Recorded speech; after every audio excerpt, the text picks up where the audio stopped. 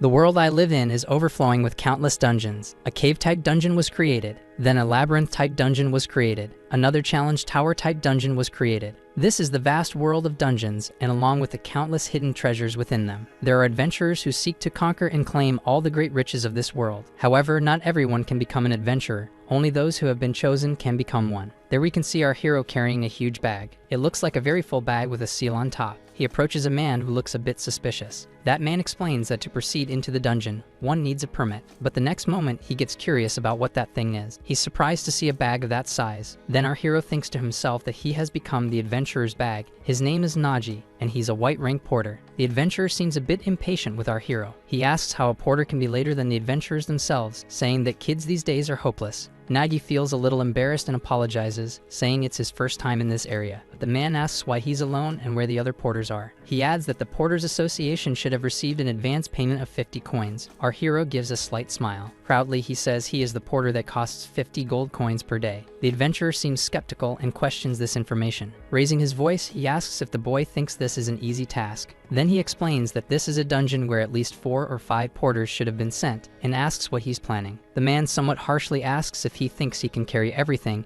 and also carry whatever they find throughout the dungeon. He finishes dramatically by asking if he could bear the weight of their lives. Finally, he asks if he understood and tells him to go back to the Porters Association and ask for reinforcements, or else he'll end up causing trouble with the association. Surprised, our hero says he's carrying enough for 4 people, but the man insists that, as he said, it's not possible for one person to carry all that. Naji thinks that reactions like this from adventurers are quite common, and that a porter charging 5 times the usual rate would still earn less than 10 coins. And he thinks that in these cases, instead of giving a long explanation as he takes off his bag, he knows it's more effective to show them once and for all. So he throws that huge decorated bag onto the ground and starts picking up the adventurer's luggage and somehow begins to shove it all inside his bag. The adventurers look a bit surprised at the situation. One of them asks what that is, and they come to the conclusion that it's a magic bag, and our smiling hero explains that this is all he needs to carry everything. The adventurers ask where he got that thing, and start asking if it's heady and that they'd like to have one too. A little embarrassed, the young man apologizes and says that this is a unique bag and others can't use it, then asks if they're going to hire him as their porter now. One of the adventurers tells him to stop making such a fuss, and adds that even a porter with a magic bag isn't all that impressive. Then that man says he'll hire him as their porter. His name is Jeffnam. He's a gold-rank swordsman, and he's the leader of the Down Wolf. But the man raises his fist and says there's a condition. He says that he'll have to earn that gold, and that not working as hard as 5 porters will have consequences. Our hero wonders if this guy is really the leader of the adventurer party, and realizes that he seems strict, so the leader tells them to grab their gear and prepare for the expedition. Excited, Nagi thinks everything is fine for him. After all, he's a professional porter. Feeling pumped, he believes something big will happen before the end of this dungeon. Then that group of adventurers continues on their way. They enter the dungeon, and our hero decides that he'll make sure everyone is satisfied before the end. The reason he earns much more than the others isn't just because of his skills as a porter. It's because of the overwhelming satisfaction of the adventurers he works with. They proceed through the dark interior of the dungeon, and adventurers who conquer dungeons face countless dangers. And at that moment, it looks like one of them is about to face one. Our hero thinks that traps could spring at any time, not to mention enemies that might ambush them. One of them starts moving forward, but the group of adventurers seems ready for combat. Their leader points at the creatures, saying they're coming. A fierce battle breaks out across the area. Jeffnam faces his opponent with courage. Conquering a dungeon is full of countless variables, and that ends up bringing everyone considerable stress as a result. The leader asks if he told them not to let their guard down, and questions if they're getting nervous. One of the men says he got scolded because of the other guy, and a small argument breaks out, while our hero thinks that's exactly why he became a porter specialized in this niche market, and he seems even more excited by the situation. Then he gets the adventurer's attention by reaching into his huge bag. He says they must be starving after working non-stop, and adds that he brought them some snack. The men are stunned by what they're seeing, and they start drooling, wondering what it is. They're impressed by the smell too. They ask what it is, and are shocked by all the food. Our hero has set up a massive feast, using his secret porter skill, the dungeon restaurant. Without hesitation, the men start eating. They say it's something special and still warm like it was freshly made, while another man thanks God, saying even the salad is fresh. With tears in his eyes, one adventurer says he'd only been eating dried meat and bread as hard as stone. Surprised, they ask if the bag has the ability to keep food fresh, and they're even more shocked by the idea that it might actually cook it. Excited, our hero says it's something like that, thinking to himself that what really matters is. Then he says out loud that they haven't seen anything yet. He seems to dip his hand in water, and the next moment, he starts filling something up. He just used his other secret porter skill. It's called Arcadian Paradise. That adventurer looks like he's in shock. He wonders if he's at a resort,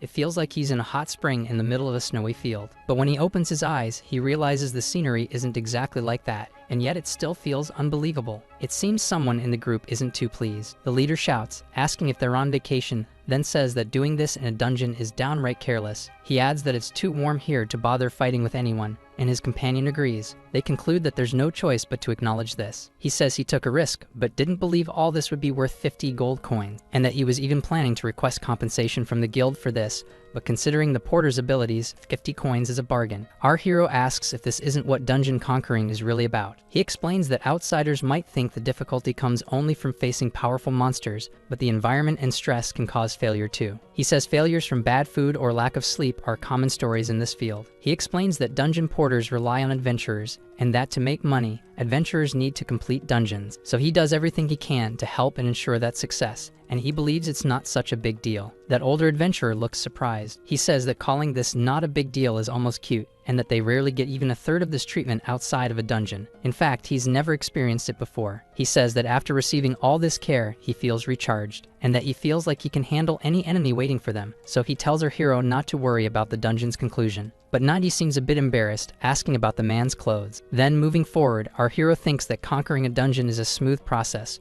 while another battle begins. He realizes that, considering how skilled the group is, dealing with the monsters is easy. But the problem lies with the boss monster, as bosses always come with a bunch of unpredictable variables. Jeffnum uses a power on his sword, and curses the boss, saying it's cunning. He orders the group not to give the creature any space and to keep pressuring it with attacks. The monster, in turn, roars and prepares to strike. It tries to hit one of the adventurers, who dodges skillfully. Then he counterattacks, firing bolts from his crossbow. He hits the creature's leg dead on, using his spiderweb skill. The monster seems to feel the attack and charges at the adventurers, unleashing a powerful blow at them, but the group is alert and defends with their shield. The leader then prepares to strike it with his weapon. He uses a swordsman skill called multiplication, slicing into the creature. The monster doesn't seem pleased and begins preparing a breath attack, but the group is ready for it. Jeffnum seems to sense the danger of the situation. Meanwhile, our hero simply observes the battle from a protected spot. He realizes that this time the boss is a B-rank monster, a Zarkan lizard. He thinks that judging by the adventurer's skills, the success rate is over 80%, but the 20% chance of failure can't be ignored. And the failure of the adventurer party means the death of the porter, and that is not an option. So grabbing something from his bag, he thinks he has to help. He puts his hand inside, wondering what he should grab, and finally seems to find what he's looking for. He knows the group's attack power is enough, so creating a small opening might be enough to settle things. He feels a bit sad, thinking it's a waste to use such an expensive smoked mushroom. But completing the dungeon is the priority now, so he has no other choice. The problem is how to hit the creature, and the monster continues its assault. Then at that moment, the creature charges at the group leader. Our hero believes that no matter how unpredictable the monster's attacks are, he can aim at the moment it goes after an adventurer. So he throws the mushroom at the monster. The creature just watches the object approaching. It hits squarely, releasing a thick cloud of smoke. The creature seems to feel the impact of the attack. The group leader yells out for the porter. Finally, our hero raises a flare and says that now is the moment. Jeffnon seems quite satisfied with the situation. Already rushing the creature, he says he got the message. He begins climbing up the monster's back while it is still in a defensive state, preparing to deliver a powerful blow. The monster only seems to notice this at the last second.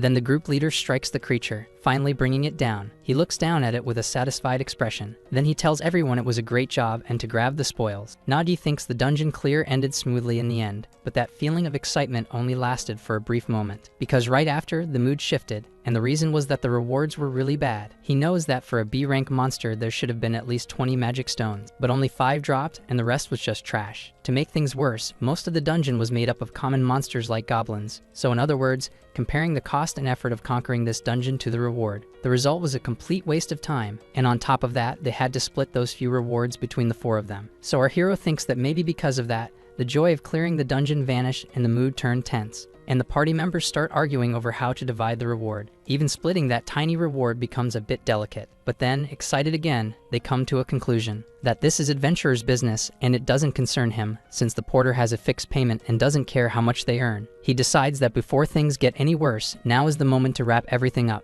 And with 2 bottles in hand, he thanks the adventurers for their hard work, and adds by asking if they must be thirsty, offering a drink. The group looks at our hero standing beside the defeated monster. The leader smiles and says he even takes care of the group's needs after the dungeon, and mentions the smoke bomb he threw at the boss. He says that finding him in this dungeon might have been the biggest treasure they got, and our hero laughs, saying he's just flattering him today, and he adds that he only gave a little help with his modest skills. One of the adventurers questions the term modest skills, saying the more he sees, the more amazed he gets. He explains that Neji pulls endless wonders out of that bag, and maybe that bag holds more than the dungeon itself. Another asks if it could also contain piles of money. The older one adds that after all, he's the porter who charges 50 gold coins. And just like the captain said, the greatest treasure in this dungeon was finding this porter. Then the group starts to seem a bit suspicious. Our hero wonders why the mood seems to be taking such a weird turn. Then something hits the bottle of liquor straight on, shattering it. He turns around and sees it was a bolt from a crossbow that flew just past him. Shocked, he yells out, asking what that was,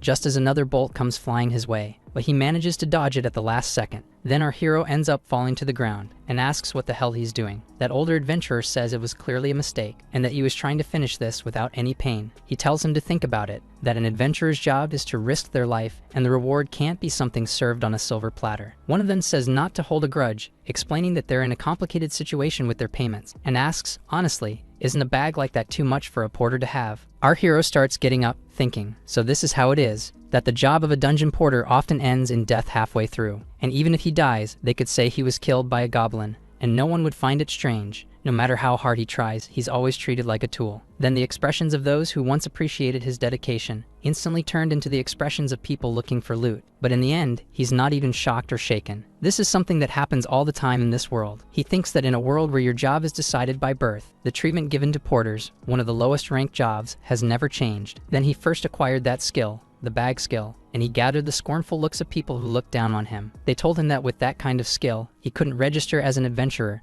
and that his job should be as a porter, and that if he really wanted to join dungeon expeditions, he should register as a dungeon porter. So he thinks the world decided he couldn't be an adventurer, and labeled him as a porter. He wonders if these guys think the same way, while one of the adventurers asks if he gets it now, adding that he should give everything up and then die. Then that man leaps at him with his weapon, calling him a stupid bag-carrying porter, and our hero gets ready to fight, thinking about his decision, asking himself if that decision isn't his alone to make. Quickly, our hero reaches into his magical bag. That adventurer attacks mercilessly, but he blocks it at the last moment with something he pulled out of the bag. The man is stunned, asking if he really blocked the attack. Then our hero plants his foot firmly on the ground and leaps toward the man. He gets ready to strike and hits that adventurer dead on with his sword. Another older adventurer looks shocked at our boy, who this time pulls out some kind of axe from his bag and hurls it at the bearded man, striking his crossbow directly. The group of adventurers is stunned to see the weapon break, and their leader asks how that's even possible. They wonder if one of their teammates just got taken out. Jeffnom is furious about it. Then he shouts that this doesn't make sense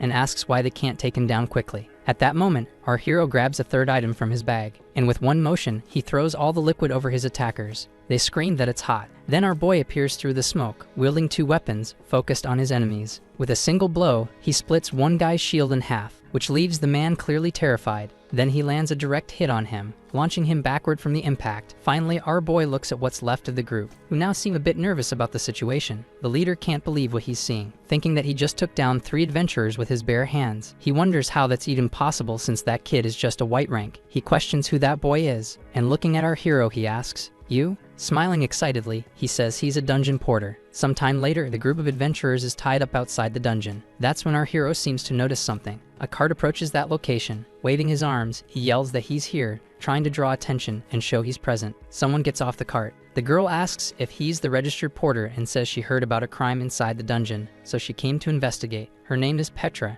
an inspector. Looking a bit confused, she asks what exactly all this is. Then she asks what the hell happened in that dungeon, but our hero says it's better if she hears the explanation directly from them. A sound starts coming from inside his magic bag. The bag plays back the moment they were saying she was too flashy for a porter and telling him to shut up because they were going to kill him. Petra is surprised by this and says it's fascinating. The girl realizes it's a recorder disguised as a bag and comments that the design is kind of bad, but Nighty says it's actually a bag that also records audio. Petra says that either way, she understands now that he was betrayed and they tried to kill him, and that this is enough evidence, but she says she's curious how a porter like him managed to handle multiple adventurers. She adds that it looks like they've been poisoned with smoked mushroom, and smiling, our hero asks if she knows about smoked mushrooms. The girl says she knows enough to say that you're not supposed to eat them, and if you do, you'll end up with a bunch of physical issues on top of that red face. So he explains that, to make things simple, they ate some supplies that had mushrooms in them. And that happened right as they were about to attack. Then the symptoms began to show, and he asks her how lucky he was.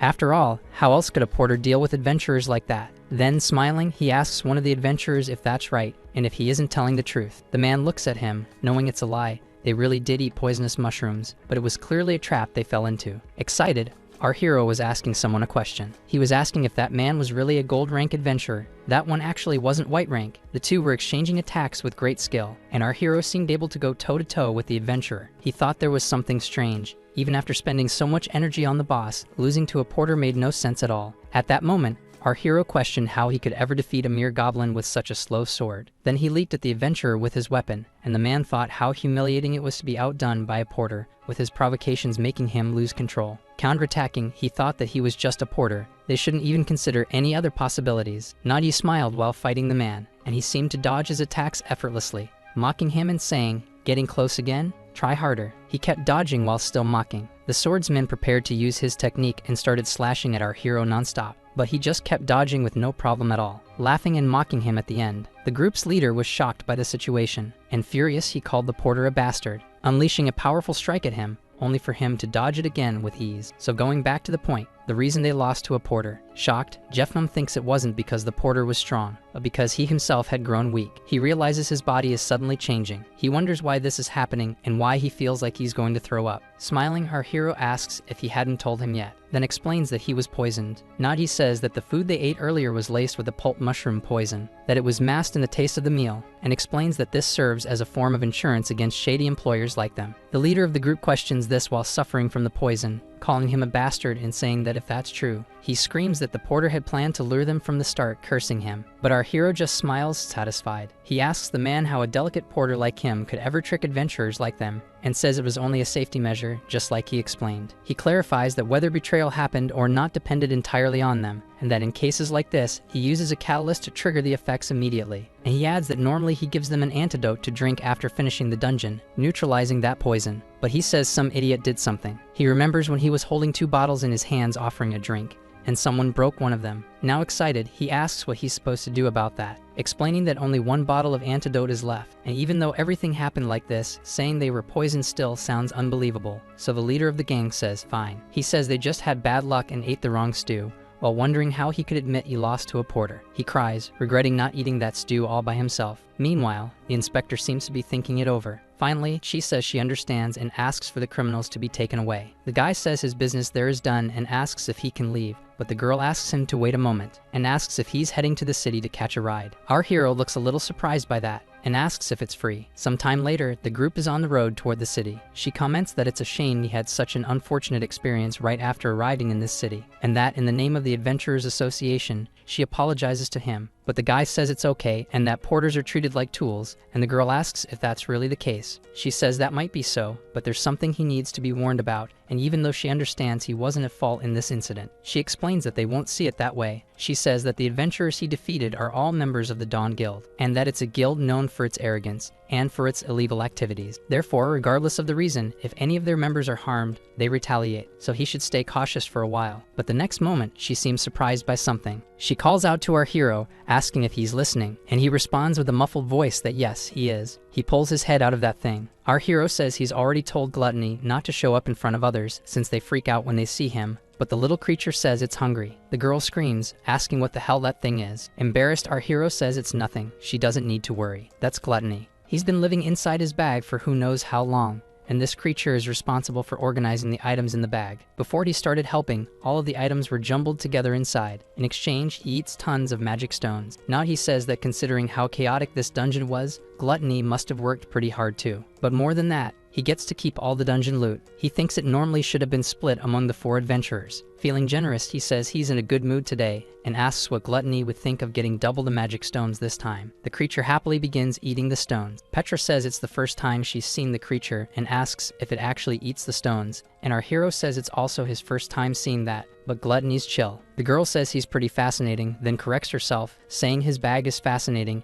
and that she's never heard of anything like it. Suddenly, one of the horses gets agitated. Everyone is startled by the situation. She asks what's wrong, why the horses are acting up, but the soldier says he doesn't know. They just started acting like that. Suddenly, our hero seems to realize something. He looks behind him, thinking about that feeling. They remain there, unmoving, while something strange is happening, and our hero thinks there's no doubt about it. Then he realizes it's a dungeon break, wondering why it's happening. Our hero calls out to the inspector. He points at something, showing it to her. He tells her he can feel there's a dungeon break just beyond those mountains. She pauses at the possibility. She says this is a huge problem and asks how he could possibly know, wanting to know if he has some kind of magical detection item. But our hero says it's his instinct. She doesn't understand and asks what he means by instinct. Heightened by the situation, he continues sensing that thing and says they don't have time for this. They need to move fast before more casualties happen. Petra thinks it's absurd that he can sense a dungeon break by instinct, while even she, as an inspector, can't detect it. That creature believes it's a real dungeon break. It thinks it likes magic stones and can smell them, so that must be the reason. There's a strong scent of magic stones coming from beyond those mountains,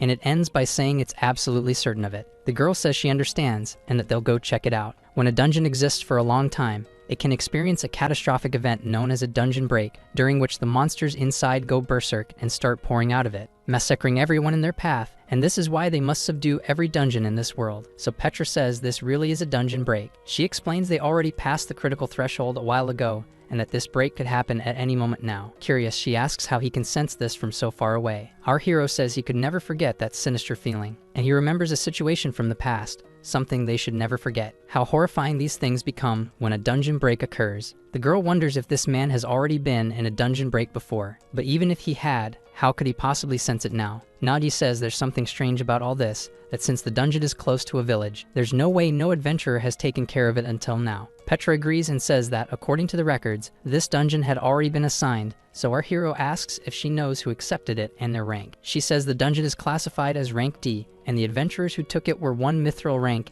and 2 copper ranks. Our hero is surprised that a mithril rank adventurer was assigned to a rank D dungeon, and because of that, he has his suspicions. He adds that he needs to go to the village to confirm something, and asks what she's going to do, to which she asks if this thing is related to his suspicions. Petra asks if the guard can transport the criminals to prison for her, and says that, as a dungeon inspector, she'll accompany our hero. Moments later, the two of them head toward the village, and sometime later, they finally reach it. Once there, it seems they come across a strange situation. Our hero says that something is definitely going on here, and the girl agrees. Some people say that this should have been dealt with a while ago and still nothing has happened. They ask what's going to happen if a dungeon break occurs. A martial artist named Nero says they should take this to the group's leader, but a man says it's not their responsibility. This is Van Deshtar, a necromancer. Venceslau is yelling, asking what they expect them to do when their leader just vanished. The villagers start shouting, calling them bastards. Our hero thinks that, in the end, he was right, that judging by this situation, his suspicions were correct. A no-show at a dungeon happens when a high-ranking leader registers for a dungeon, but then a better one comes up. So that leader abandons the lower-ranked dungeon entirely. The girl explains that of course the association imposes fines in those cases, and our hero asks if that's basically just a band-aid solution,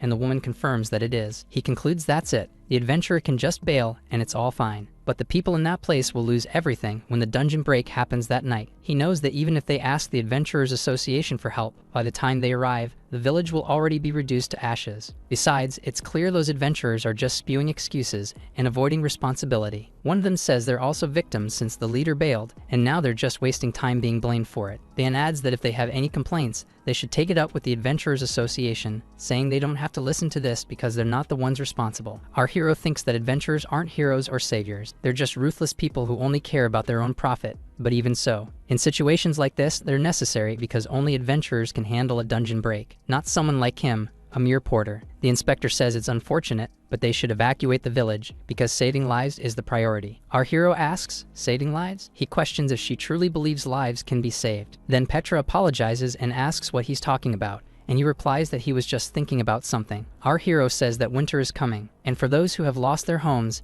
how could they possibly survive a long winter? He clutches an amulet tightly against his chest and says it would be impossible, then throws it forward, thinking that what this village needs right now isn't a porter. He adjusts another golden necklace on his chest while wondering why this is happening. Suddenly, he gets a bit too excited and tells her to look at what they have here. He says a dungeon break happened in a village he was just visiting. He asks the inspector if it's true that anyone who subjugates a dungeon break can claim all the spoils without paying any kind of fee, and the woman confirms that yes, it's true. He laughs, saying he just hit the jackpot, like winning a lottery. The adventurers wonder who that guy is. Could he actually be planning to take over that dungeon? Both of them are surprised by the color of that necklace. They ask if he might be a gold rank adventurer, thinking that maybe it's actually possible. Smiling gently, our hero asks if they're thinking about joining too, and says in that case, he could split the reward 9-1. Then he asks if they have a deal. Naji thinks that for now, he'll pretend to be an adventurer. Our hero calls out to the inspector, asking what the penalty is for pretending to be an adventurer. The girl explains that the fine would start at no less than 1,000 gold coins,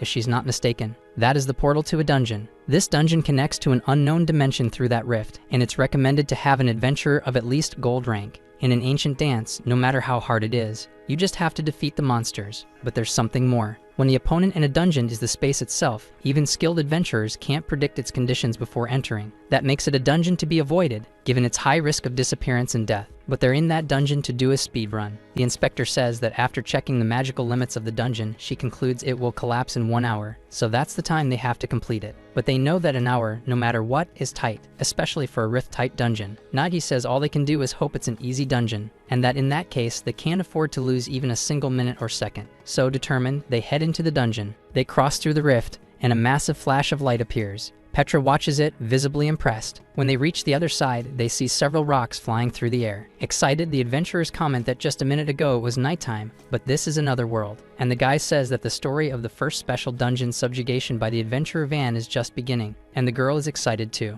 Van adds that he'll do such a good job the association will be speechless. The inspector laughs, saying he's only happy because he doesn't know anything, and adds that at first glance she thought they were doomed, and our hero agrees with that. A little tense, Nadi says this scene looks kind of familiar. Looking at all those stones that lead up to a structure on top, he says it almost looks like it's written. Then the inspector says they'll have to climb for an hour, and asks how he managed to lie like that. And smiling, he says there's nothing they can do now. He explains that if they asked for help as a porter, the adventurers would just ignore them. But if he were a gold rank adventurer, other adventurers would follow him. He adds that it's complicated, but if they don't subjugate it, a break will happen, and asks if that wasn't the reason she came. The girl confirms it was. Suddenly, Nero seems a little excited about the incursion. She asks why they're worried, and says this is exactly why slow humans are no good. Then she crouches into a stance, yelling that she'll reach the top alone. She begins leaping over the rocks and climbing quickly. The guy gets worried and asks if that might be dangerous, when suddenly something happens to that girl. It looks like some energy grabs her by the wrist. She tenses up when she realizes something's wrong,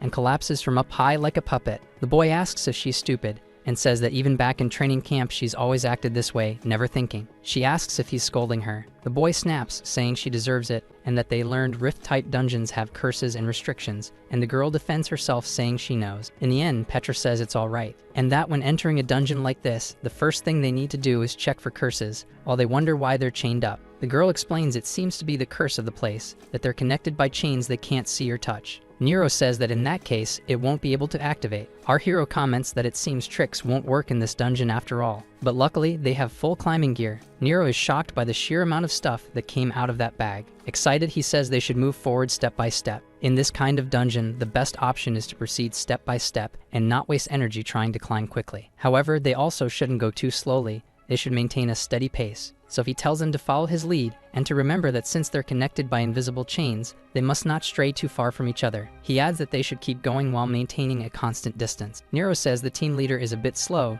and that she'll run ahead, but the boy says no. He says that instead of rushing because they're in a hurry, they should follow the planned route so they won't need to backtrack, even if that's a bit slower. Then he thinks that even if they do follow the planned path, there might still be a problem. And it seems our hero ends up facing something like that. He thinks that rift dungeons are always full of variables. Then he sees that strange thing, and that stone creature opens its mouth and appears to eat one of the floating rocks. He thinks, you just encountered an unidentified monster. The name of this monster is rock-eating stone boar. It's a powerful creature, but not aggressive, so there shouldn't be a problem as long as it's not provoked. Petra says she didn't expect to find one in a place like this. She explains that according to the bestiary, its excretion is also quite fast. Then we see it spit out another little rock into the air. She concludes that it seems to be changing the layout of the dungeon as it eats and expels rock. She's fascinated, saying the dungeon's ecosystem is amazing, while Nero laughs and says she looks happy. The girl apologizes and says it's her first time seeing one of those in person. But she also says that either way, this is a disaster, because the path they were taking was completely erased,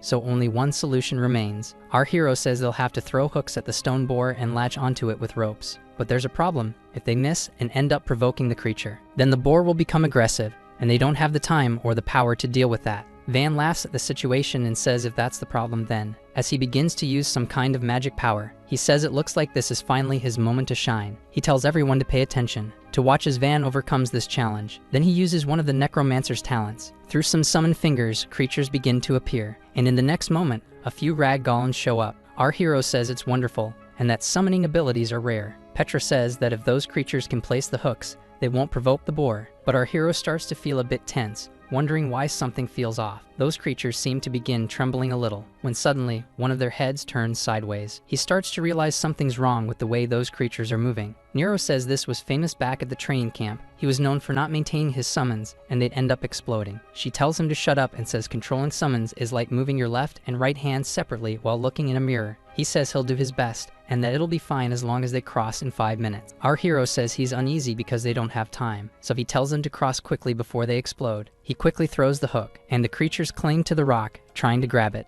By some miracle, everything seems to be working out. The porter asks him to hold on just a little longer, while Van tells them to be careful because there's some kind of neural link while the creatures are summoned. Our hero begins his crossing, thinking that even though they face some trouble, they're still having a bit of luck. Then the group advances across the rope, and Nagy thinks that the skills of his companions are proving really useful in this dungeon. He believes those summons will make the dungeon easier. However, he feels like something is off because only 3 minutes have passed. Van tells them to move quickly since things have gotten really bad, but our hero says that's not it. He says the conditions have gotten strange. The boy does his best but apologizes, saying he's about to explode. He explains that he can't control the cracks that appeared when he struck the golem's head, and his nausea is also increasing. He won't be able to hold out. The surface of those creatures starts to crack. Then suddenly, they begin to explode, and a massive explosion happens next to that stone pig. The creature seems to have felt the blast and looks a bit irritated. The grappling hook comes loose, having nothing to anchor to, and the group of adventurers ends up being launched into the air. Our hero shouts that they're doomed. He orders them to grab onto anything they can. He thinks that if they fall all the way back to the starting point now,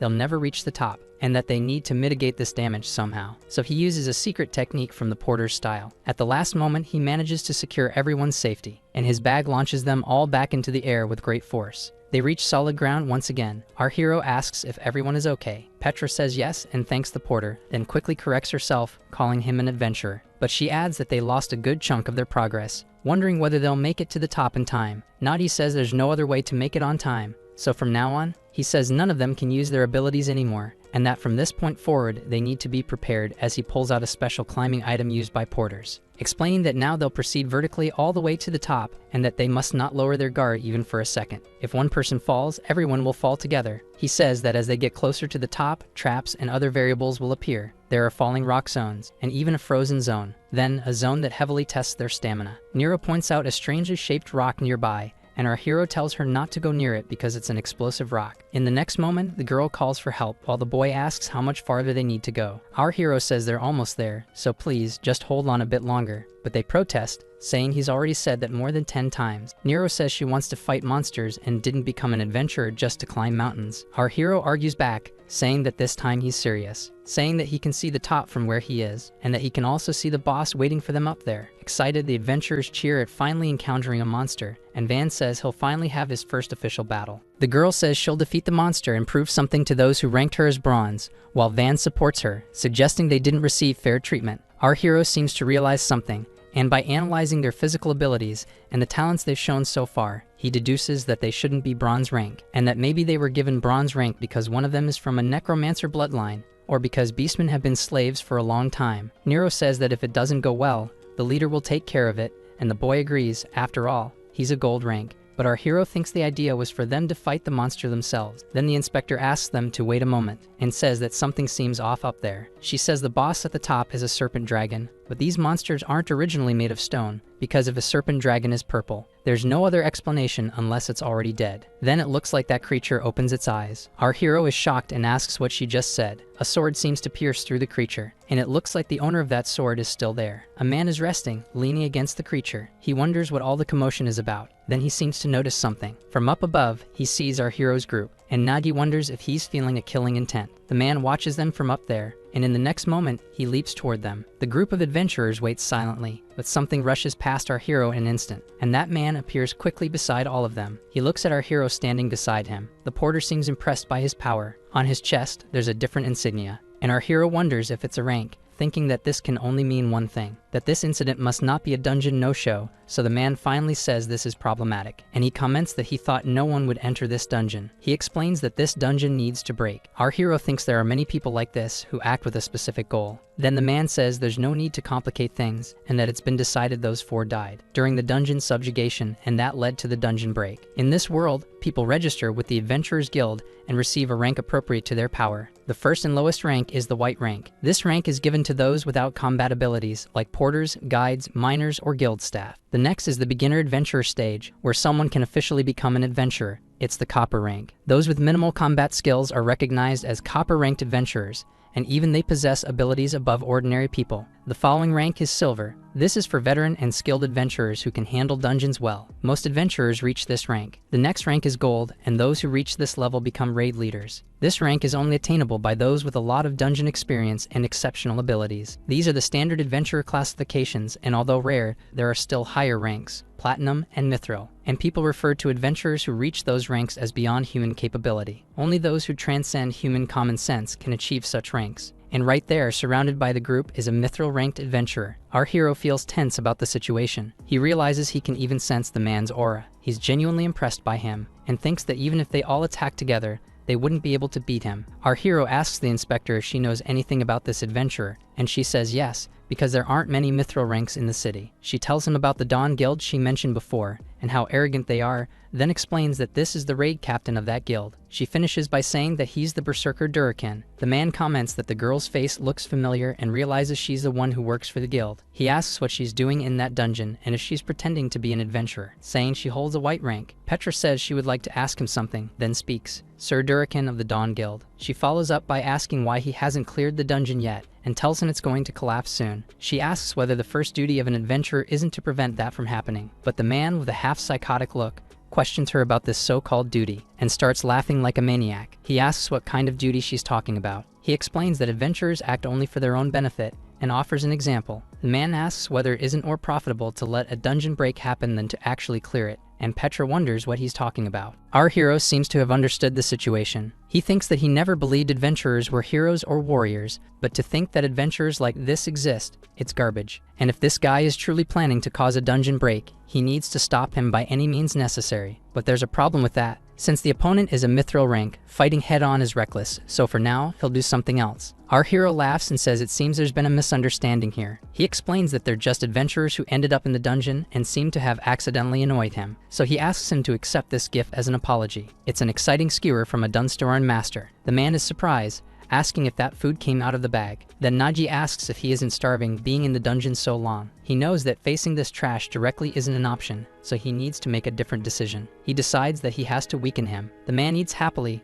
finding it amazing. It's hot, and the flavor feels like it was just freshly cooked. He's delighted and says it's truly incredible. He says the meat isn't just perfect, the shrimp is too. Our hero thinks he should eat as much of that food as he wants, but suddenly, the man says there's something special, that the flavor of the ash mushrooms that was added is superb. He asks him if he really thought that filthy little trick would work. Then our hero thinks he's doomed. The man gets ready to attack, saying this is payment for the food. That attack is extremely fast, and our hero barely has a chance to dodge. He takes a direct hit. Naji is sent flying. The girl screams because she's chained to our hero, so she begins to get dragged along with him, but he lands on a nearby surface. She asks what they should do now. The man quickly approaches, asking if this is for real. Are they such rookies that they couldn't resist the curse of the chains? The girl turns, ready for battle, and the man charges at her, saying this dungeon will be their last. The man prepares an attack as she tenses, bracing for the impact. Van yells for her not to just stand there and gets ready to join the fight. A huge explosion erupts atop that rock, and a smoke cloud with flaming sparks rises in the area. From its center, the Berserker appears. He asks what this brutish summoned creature is. He asks if the boy is a beginner necromancer, and Van asks if it's him, that raid leader who allowed them to join the dungeon but never showed his face, and the man asks what that's supposed to mean. He says he was wondering who the fools were that accepted the request for this dungeon everyone else avoided, and now he sees it was them. He adds that he heard they're a bunch of idiots. Van tells Nero not to be scared, because when the raid leader returns, it'll be 3 against 1, and they just have to hold him off until then. Especially if the attacks continue to be physical impact, the golems can endure indefinitely. So they charge in, saying to fight like they did during training. The berserker shows up, excited about the fight. Then another powerful blow hits the top of the rock. Our hero doesn't seem to be in good condition, but he starts regaining consciousness. While the girl asks if he's okay, she explains that she performed emergency first aid, so he thanks her and says he must have passed out for a moment, asking how things are going. The girl says honestly, it's not good. She explains that Nero and Van are fighting hard. The girl gets ready to deliver a direct strike, but the berserker easily blocks it. Then she spins on her feet for another attack, while the man defends again without taking any damage and looks at her with a murderous glare. He grabs the golem by the head and spins it around, using the creature to smash Nero. And as expected, considering that opponent, they won't be able to hold him off for long. He says it looks like he made a mistake. He should have considered the possibility that the poison wouldn't work. The girl seems confused by this. Then he asks if he can know more about that guy. If he's a mithril rank, he must be famous, and the girl says he's right. She explains that in close combat, he's unmatched among the ranks. And beyond that, he has a considerable number of completed dungeons, and he's also known for multiple clashes with other adventurers, making him a specialist at this, especially when he uses his greatsword techniques. He's famous for cutting ogres in half with a single blow. Nadi says it's a relief he doesn't have his sword right now, and the girl agrees. Our hero says he was hoping to hear something like a weak point, but that's just depressing. She adds that the big issue is, even if by some miracle, they manage to defeat him, time will have already run out because they don't have any left. So no matter how close the goal is, they won't reach it in time. She says that if it weren't for the curse of the chain, they could at least try to split up. Our hero asks, the curse of the chain? Then he seems to realize something about all this. He knows they can't see or touch it, but they're connected by a chain, and that's a problem because if one falls, they all fall. But on the other hand, that might be a strength, because if you think about it differently, if one climbs, they all climb. So they can turn a problem into a solution, and maybe that's the answer to defeating both a mithril-ranked adventurer and the time limit at the same time. He starts thinking it through. Even if he's just a fake raid leader, and even if he were the real one, he should make the most of the cards he has, and each of them might not be much alone, but together, it's something. By using his tools and the adventurer's skills, if he plays all those cards, he wonders if they might have a chance. He asks Petra to analyze the terrain with her ability and calculate the distance, and the woman says that with it being this close, she could do it easily and even draw a map. Our hero smiles and asks her to do it quickly. So the woman uses her explorer talent and starts drawing something with a quill. She creates a 3D map of the area. Our hero is impressed by it and says the accuracy of that map exceeds all expectations. He adds that she's a top-tier investigator, but the girl says that's just the basics. Petra then asks what he's going to do with it, and the boy explains that he'll use it to aim at the monster. He says this fight isn't against humans. This fight is against a human and a monster. Naji explains that adventurers often encounter monsters stronger than them inside dungeons, and asks if she knows how they manage to defeat such monsters. She asks if it's through strategies based on experience, but our hero smiles and says she's wrong. He then begins to explain that the secret to adventurers defeating monsters stronger than themselves is dirty tactics, and that they win thanks to those improper tactics. So to defeat that monster, suddenly our hero leaps from the spot he was in, saying he'll do it the same way, and that they too must fight dirty. All of a sudden something is launched toward the berserker. Of course he notices it. Smiling, he catches the arrow with ease. Our hero thinks he thought the arrow would work as a surprise attack. Then something unexpected happens. He uses a porter trick, the well-aimed spiderweb shot. That guy realizes it's hard to move, and at that moment, our hero appears in front of him. Smiling, the berserker asks if it's going to be a head-on confrontation, and thinks he must be feeling confident now. Then our hero reaches into his bag again, and prepares another porter trick, throwing mushrooms all over the area. The man looks suspiciously at the attack. When our hero announces the attack, mushroom storm, mushroom barrage.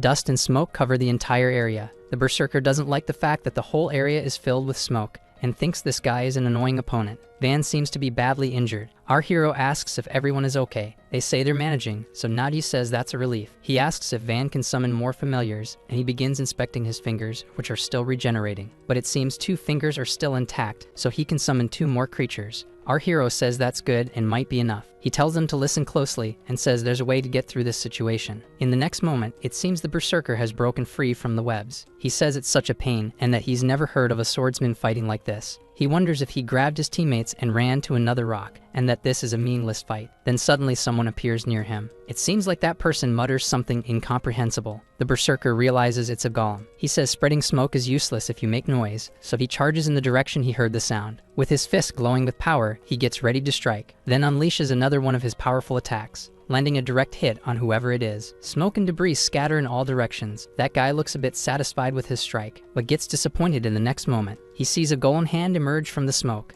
and that creature leaps at him and hugs him. He's shocked by the situation. He asks how a golem could speak, but the next moment he realizes it wasn't the golem. The voice came from that strange bag. Then the bag says he's been kidnapped. Confused, he wonders where they are, and questions if that's a rope as he sees our hero holding it. The berserker wonders if they plan to sneak up to the top while distracting him, but he tells the so-called swordsman that this was pretty lame, because once he's been discovered, he won't be able to use that to climb now. Our hero asks if he's sure about that. Then it looks like he's doing something, and Neji asks if it's far enough already because they need to move fast before getting caught. Straining, the boy asks them to wait just a bit longer and explains that it's his first time controlling something like this from such a distance. It seems he used one of his last fingers. Then he says he doesn't need to worry, and that hook begins to reach its target. At the tip of that object, a finger is hanging, and when they reach the top, something begins to happen. Then Van says he'll make sure everything works out. That bear golem moves toward the dead dragon. It continues its path as it starts to fall apart, pulling hard on that grappling hook rope. There's just a little left before it reaches the boss. Then it leaps, aiming straight at the creature, and Van from below yells for it to go. Finally, the hook latches onto the dragon, and that golem starts showing signs that it's going to explode. From below, they see the massive explosion and the top area beginning to crack. The berserker can't believe what he's seeing. You ask if all that was just to trap him in that place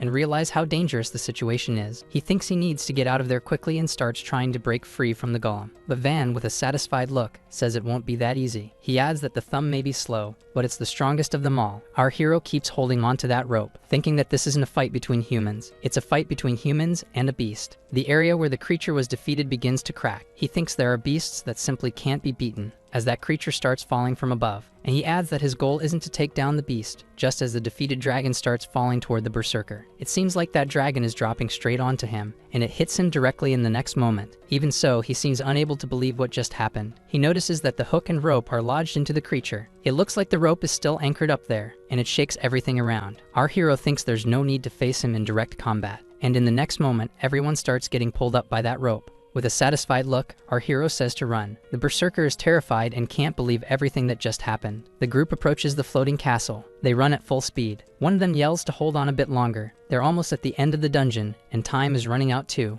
Only 5 minutes left. It's tight but still possible. To be honest with you, Nero, you were a huge help, says the smiling guy. With the strength Neji has, he wouldn't have been able to throw that rope over 50 meters high, and to think it was possible with just raw strength. Recalling the moment when the girl threw the rope, our hero remembers that it was truly amazing. Blushing, she says it was nothing. The necromancer pauses, deep in thought. This is something someone strong could do, and even an idiot could have done it. The adventurer says as Nero glares at him in anger. No matter what anyone says, this dungeon had someone stand out, and clearly it would be Vandishtar since he put the rope in the exact place. He also took down that damn berserker. Maybe the guy's even better than a mithril-ranked adventurer. Everyone seems excited. Smiling, Nagi believes the other two probably never completed a dungeon before. The joy of finishing a dungeon doesn't come from incredible skill alone, but from the fact that everyone worked together. Doing it that way gives you motivation. That's why Petra's contribution was the greatest in the group, but the adventurer doesn't agree with that. She knows that the dungeon supervisor has some investigative ability, and that he might have done some basic work, but the girl created an incredibly precise map. Thanks to that map, the group could easily calculate their positions. The quality of her work was professional, and Petra is happy to know that. She believes that when you look at the big picture, Nadi did an excellent job creating a plan and making it work, and she wonders if the boy really is a porter, and if porters are actually that useful. Vandishtar then asks the leader about the berserker. After everything that enemy did, he should spend the rest of his life in prison, and the group should make sure he never becomes an adventurer again. Well, Petra begins slowly. It's true that the man did something awful, but he's a mithril-ranked adventurer. The higher your rank, the more immune you become to punishment, and if someone's at mithril level like him, they have strong protections from the state. The young woman continues saying that this means something, but she's cut off by Nero, who says that's outrageous. Petra adds that the guy will probably be fine in the end, and that's it. The martial artist and Vandishtar show even more frustration, grinding his teeth in anger. The necromancer says, whatever, even if the law is like that, if the group ever meets the opponent again outside the dungeon, the young man will take him down once more. That's a dangerous thought, says Naji. The berserker's power was just the tip of the iceberg. Look around. Those who were defeated are from the Rock Na clan, who guarded the entrance of the citadel. The adventurer wiped them all out by himself, saying they would have done the same if given the chance. The group's two fighters are excited, but our hero stays dead serious. He says the next part is important and asks them to observe the enemy's wounds. All of them were destroyed with a single strike. Shocked, they repeat, one blow. The adventurer's real talent emerges when he's using a matching weapon. When the berserker fought them, he used a greatsword or his special talents, finishing them with sheer brute force.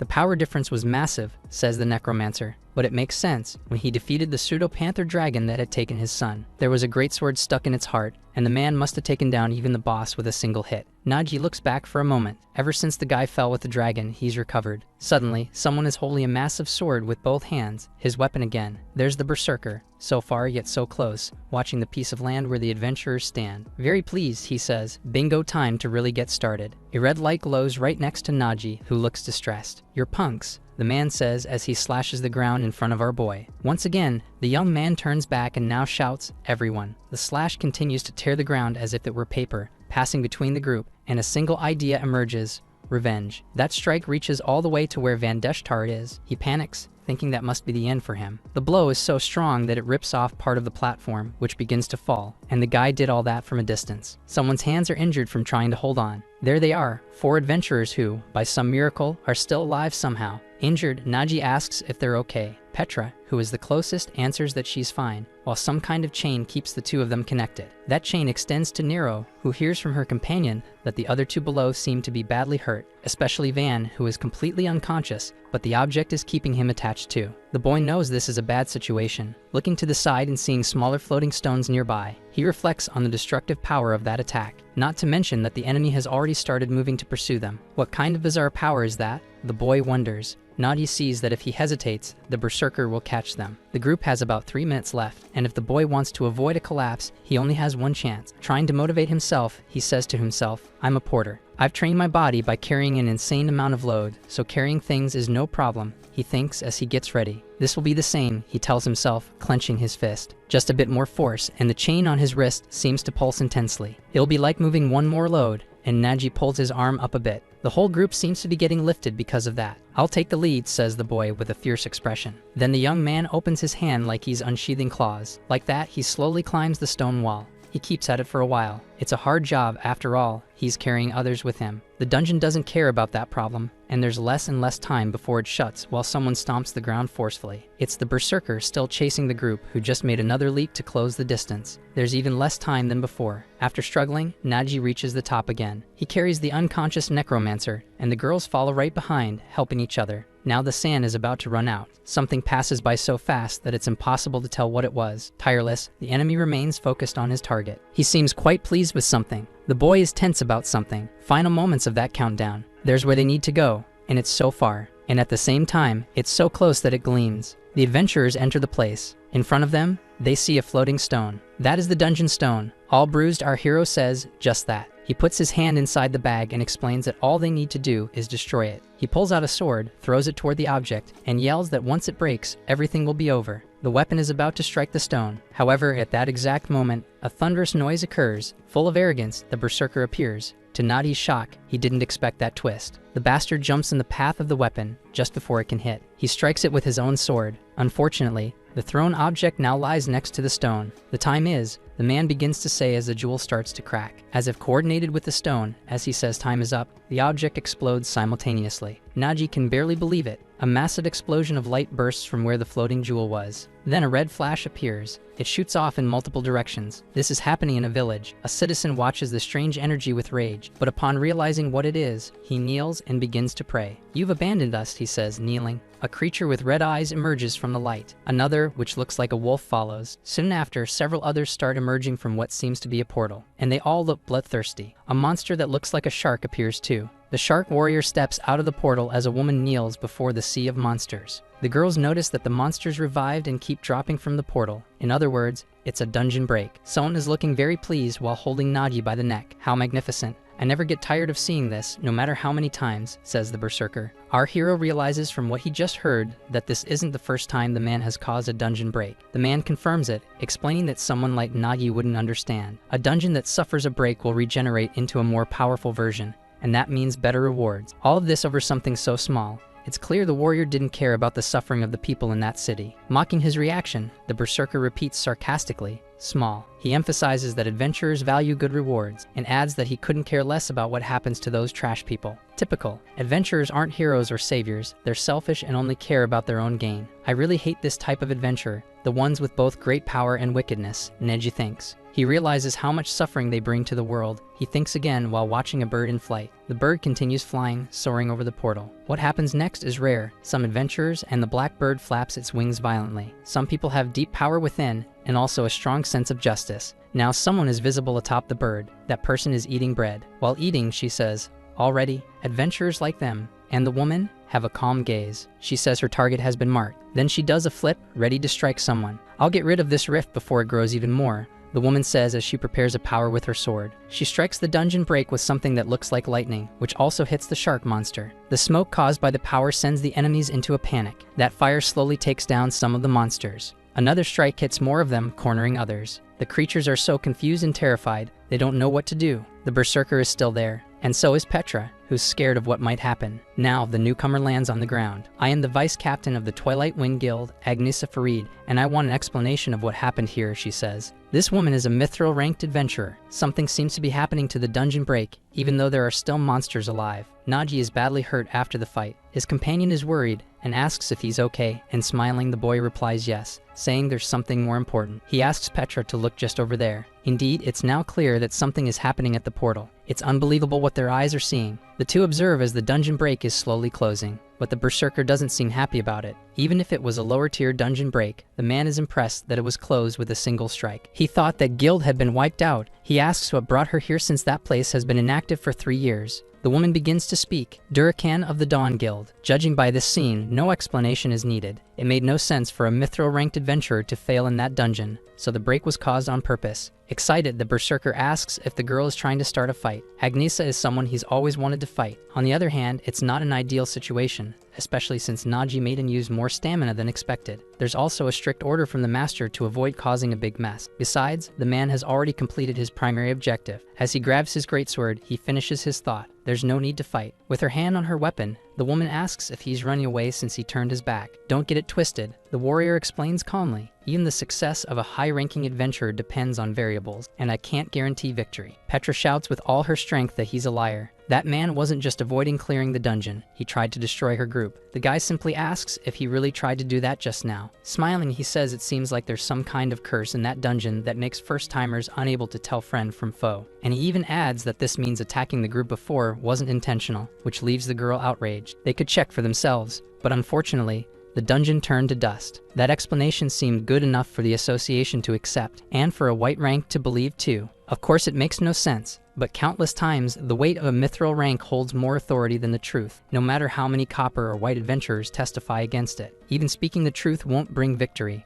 and the worst part is that bastard knows it and takes advantage of the situation. Still quite pleased, Durakan says they're done there, and says goodbye. "See you next time, pups." Those people stood still, watching him walk away. Relieved, Naji says the dungeon break. It was stopped, and now he shows signs of exhaustion. He collapses to his knees with full force, leaving the girls worried about him. Agnesa looks at the boy for a moment. He's been through a lot, and he's exhausted. He's also covered in wounds. Suddenly, wings are seen flapping strongly. "Put the boy here. Ajanon can take us back to the city in no time." The girls watch the woman beside the Thunderbird, and so the chaotic expedition into the dungeon rift came to an end. The village welcomed the morning without a single scratch. Later, the Adventurers Association paid a visit, offering apologies and promising to prevent future incidents. Of course, that was all just empty talk, and thanks to Agnes's help, our hero was rescued. He was able to reach the western adventurer city, Bellum. Somewhere deep within that beautiful city lies the nest where the wind rests, the Twilight Wind Guild office. Naji is sleeping like a baby. He slowly wakes up from a deep sleep and seems unsure where he is or that he even blacked out. "I opened my eyes and saw I was on a beat-up bed," the boy thinks. With effort, the boy sits up. He then asks where he is, and in front of him,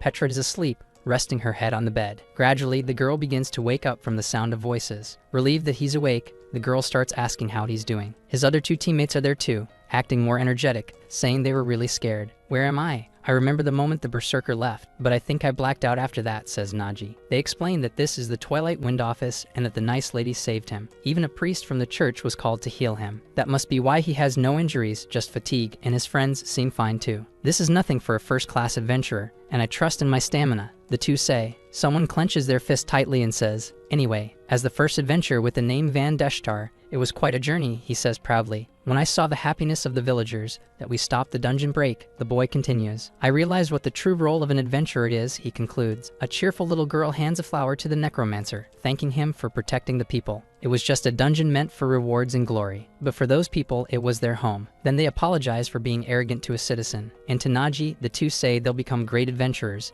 and that they saved a village. Happy, our hero says that was good to hear. He feels good that the group protected the village, but now that everything's over, he can finally reveal the truth. He wasn't a gold rank adventurer. In reality, he was ranked lower than everyone else there. He was just a white tier porter. He wonders if they'll treat him the same, and immediately answers himself, of course not. Naji starts choosing his words carefully. "I need to tell you guys something. Please don't be upset," the boy says. His friends seem a bit nervous about what they're about to hear. The boy confessed that he pretended to be an adventurer and acted as their leader. Naturally, their reaction was, "That's it? We get it. There was no other way," says Nero. The bond that once existed between them fades, and now they're just adventurers and a porter again. The girl also says that next time she'll ask him to carry the gear. As they leave, she tells him the group will be away for a while and tells Naji to get some rest. Finally, they close the door behind them. Petra asks if he really needed to tell the truth to the two of them, and he replies with a laugh that they'll both become great adventurers. Working as a porter in that city, he'll likely run into them again. The boy says it's better they heard it from him and found out some other way later on. The girl feels sad for her friend, but he seems resolute. It's true, he's still not an adventurer, and in her work as an inspector, she comes across many. Most of them care only about personal gain. They wouldn't hesitate to commit atrocities for it. Unlike heroes or warriors, adventurers live solely for profit. But not our boy. Even with nothing to gain, he conquered the dungeon. He risked his life with just one goal: to save the villagers without asking for anything in return. So even if you're not an adventurer, says Petra, taking his hand. She finishes her thought. You're a hero. For a moment, the boy closes his eyes, then suddenly opens them, thinking in shock, there's no way I'm that. While everyone's attention is on the conversation between Durakan and Agnesa during the break, the boy looks elsewhere and notices something happening. A bright golden light bursts out of the rift. What a lucky day. It was a dungeon rift completion reward. Nadi skips cheerfully over to the chest behind everyone. He squeezed out every last bit of strength to grab it before collapsing from exhaustion. The boy is truly happy to have done that. He took the entire reward for himself, 2 times in a row, and plans to check it later. Petra wasn't the only one who didn't understand the boy that day, neither did the other two. Nero even speaks to her friend. You're saying the leader is a porter. Vendeshtar asks the girl if she figured it out too. Obviously, right? She replies. The necromancer responds, well, of course. So Neji is pretending to be a lame porter, while actually being a gold rank adventurer. Our hero probably thinks he fooled the duo, or that they're idiots. But the porter knows now that they were more innocent than he thought, especially since Nero said she'll keep the secret. Honestly, it's hard to believe Naji is just a porter after fighting like that, and that whole event became a snowball. The berserker walks across a bridge. A man says he's heard some stories and asks if there was interference. He says it's a disgrace. They ran into a strange swordsman and then got entangled with the Twilight Wind Guild. He asks the berserker if he remembers Dukan versus Veneslo. He adds that the Dawn Guild won't turn a blind eye to those who heard it, whether it's a fake adventurer or a Twilight Wind member. Meanwhile, Agnesa walks through the headquarters of her guild. She thinks that if what Nadi told her on the way there is true, then Naji might be. She remembers talking with Petra. She says it'll still take a while to reach the city, so she asks if she can tell the full story, how she got seriously injured, and why she was there. Agnesa says she wants to hear everything, and Petra looks a little tense. She asks if the girl entered the Rift dungeon without permission, and Petra, embarrassed, asks how she knew that. Agnesa says the composition of her group doesn't match the official record, but she says it's fine, that it's just a personal conversation between them, no formal responsibility. Then she says she just wants to confirm something. Agnesa says she's been investigating the recent string of dungeon breaks, and she's found a possible connection to the Dawn Guild, and today it happened nearby. Petra becomes curious and questions the connection. Agnesa confirms it but says it's only a theory, though anything she can share would be useful. Petra says that if it's something like that, then she understands, but she says the illegal actions of Naji must be kept absolutely secret. She tells the girl that, in fact, she should praise him. Then she says she'll explain everything that happened, how they entered that dungeon, and what went on while they were inside. Agnesa thinks that the gold-ranked adventurer who led them was actually just a porter, and even then they nearly managed to conquer that dungeon. She believes that if it weren't for the interference of the Dawn Guild, he would have succeeded, and that would have been unbelievable under the command of a porter. She thinks what most deserves praise is his mindset, choosing to risk his life to prevent a dungeon break. Our hero looks at her and says that she was the one who saved them. Agnesa asks if he's sure, and the boy thanks her again, repeating that it was thanks to her. Then the girl says she understands and will get straight to the point. She declares that by the authority of Agnesa Farid, vice captain of the Twilight Wind Guild, she orders him to join her team. Smiling kindly, our hero says no and thanks her. The Twilight Wind Guild is one of the most prestigious guilds in the city, or at least it used to be. After the guild leader disappeared, it started to decline, and now, after a long time, a guild meeting is taking place. A girl says she's against it, and that no matter how desperate their guild is, they can't just accept anything. This is Anne, a gold-ranked summoner. Then someone says what everyone else is thinking. Nines, also a gold rank, says he agrees and that Agnesa acted on her own. And above that, the man asks if he's just a porter pretending to be an adventurer, saying that a porter and a fraud doesn't sound like anything special. Pororo, a bronze-ranked priest, asks if it's really necessary to be so harsh and says he's in favor of recruiting him. The girl says if he's in favor it must be because the guy has a pretty face. But Pororo responds heatedly that that's slander and that he's only focused on healing him, though his messy hair does look kind of cool. Stomung tells him to stop fighting since there's no point,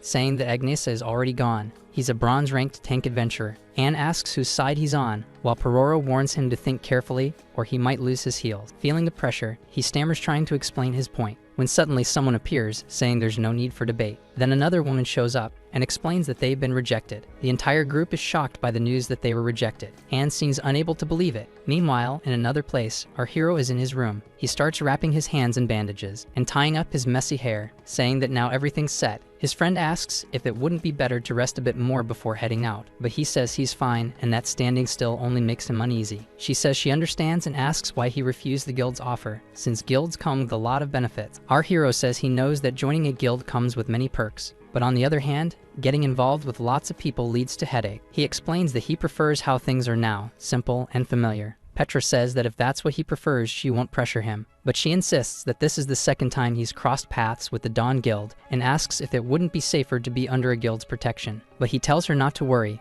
and that either way he managed to come out unscathed both times, and asks if she really thinks they'd go after a mere porter. Running off, she says it's fine then, and that she needs to return to the association, and our hero smiles and thanks her for everything. But she says she's the one who should thank him, and if he ever needs anything, he should come see her at the association. Our hero gets thoughtful for a moment, but then gives a gentle smile and nods. Excited, he thinks about checking the rewards before leaving, since he really wants to know what he got, imagining it could be a weapon or something valuable. Then he opens the bag and calls out for Gluttony. Practically diving into the bag, he asks where he went. He starts rummaging through it, asking where he's hiding, until he finally finds the little creature. Our hero asks why he didn't show up when called and questions that strange look on his face, but the creature says it's nothing. He asks if the creature saw what's inside the chest and what kind of rewards they got, but the little thing says there's nothing. Nadi says that sounds a bit suspicious, but Gluttony insists there's nothing suspicious about it. However, our hero doesn't seem convinced. He tells the creature to step aside so he can check for himself, while the little one screams no. Our hero begins to open that beautiful chest, wondering what kind of treasure they might find, but suddenly he's stunned by what he sees. Then he asks what those things are. He wonders if those creatures are the offspring of some kind of being, but he is more interested in understanding why they are inside that chest. He questions Gluttony about what is happening and what happened to the reward. Gluttony looks a little tense. He then explains that he did nothing wrong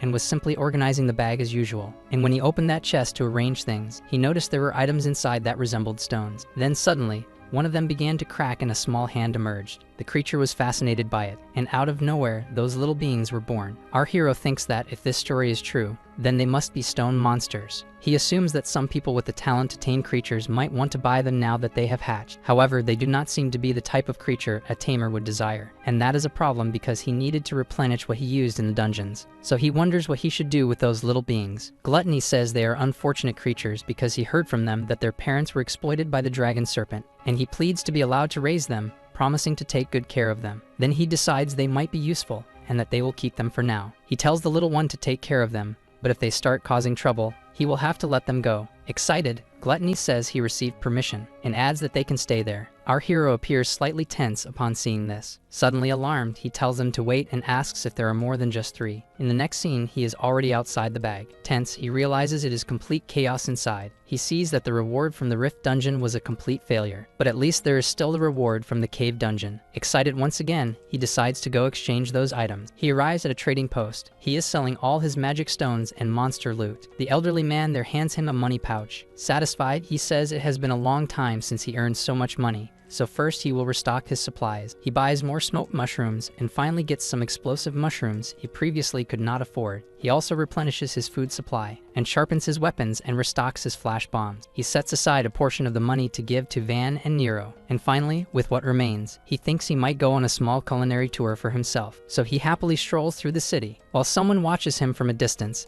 asking if it is really him, wondering if he is the young man who caused problems with the Dawn Guild. This person thought it was just a rumor, but now he sees that the boy truly is a white rank. He thinks that sending genuinely weak individuals to prison is one thing, but he heard that the boy managed to deal with Durakan. So he asks what Zero thinks, wanting to know if the boy seems strong to him. That shadowy figure says that if it happened twice, it cannot be a coincidence, and even someone of white rank can be powerful, so they must be cautious. He explains that he normally would not care about someone of white rank, but this one might actually have some hidden ability. Then he says he has expectations, that he hopes the boy does not disappoint him. He prepares himself from the top of a rooftop and makes a powerful leap forward. Our hero is walking peacefully through the city, enjoying the moment, until suddenly he seems to notice something. The stick of the popsicle he is eating splits in half, and that man brushes past his face with a powerful attack. Naji yells, asking who he is. Excited, the man says he is starting with hostile intent, and adds that the young man is already reacting. He says he is certain that Neji is not just a common porter,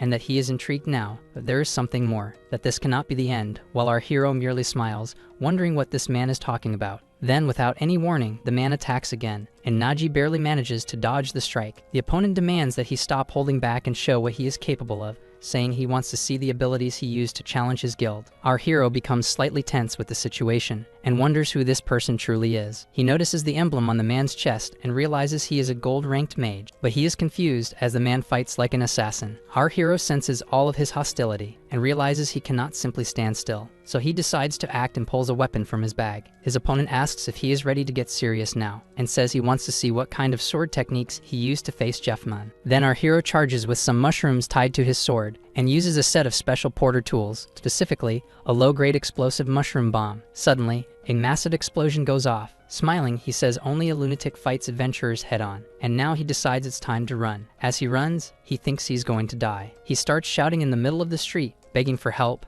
asking someone to save him. He yells for the guards and says someone is trying to rob him. A guard approaches and asks what's going on. He points and says that man is a thief pretending to be an adventurer and that he tried to kill him. The guard looks a bit surprised by that and asks if that's Nade from the Dawn Guild. The man says he's disappointed that he ran away. Our hero wonders if this is the revenge Petra mentioned, but still thinks it's insane to do this in the middle of the city no matter how mad they are. The guard apologizes to the man and asks if he can inquire about the incident. The man smiles and asks what incident he means, then pushes off the ground and asks if he means this. In an instant, he reaches our hero and asks if it's about a little discipline. Nadi gets hit hard and is sent flying into a wall. The man explains that he heard that guy poisoned members of his guild and ruined a dungeon, and that he's a mere porter who hurt his guild. He adds that everyone knows what happens when someone messes with the Dawn Guild. Our hero shouts that it's a lie, then yells, explaining that it was the members of that guild who tried to kill him, begging him to believe it. People around them just watch. He grows a bit tense, thinking there's no way out, and that Petra was right. The guild holds considerable influence. So in this situation, no one will take the side of a white rank like him because helping him won't benefit anyone. Then someone comments that they heard something like that, but our hero knows it's better for them to side with the Dawn Guild. People mention hearing that a porter has been deceiving adventurers,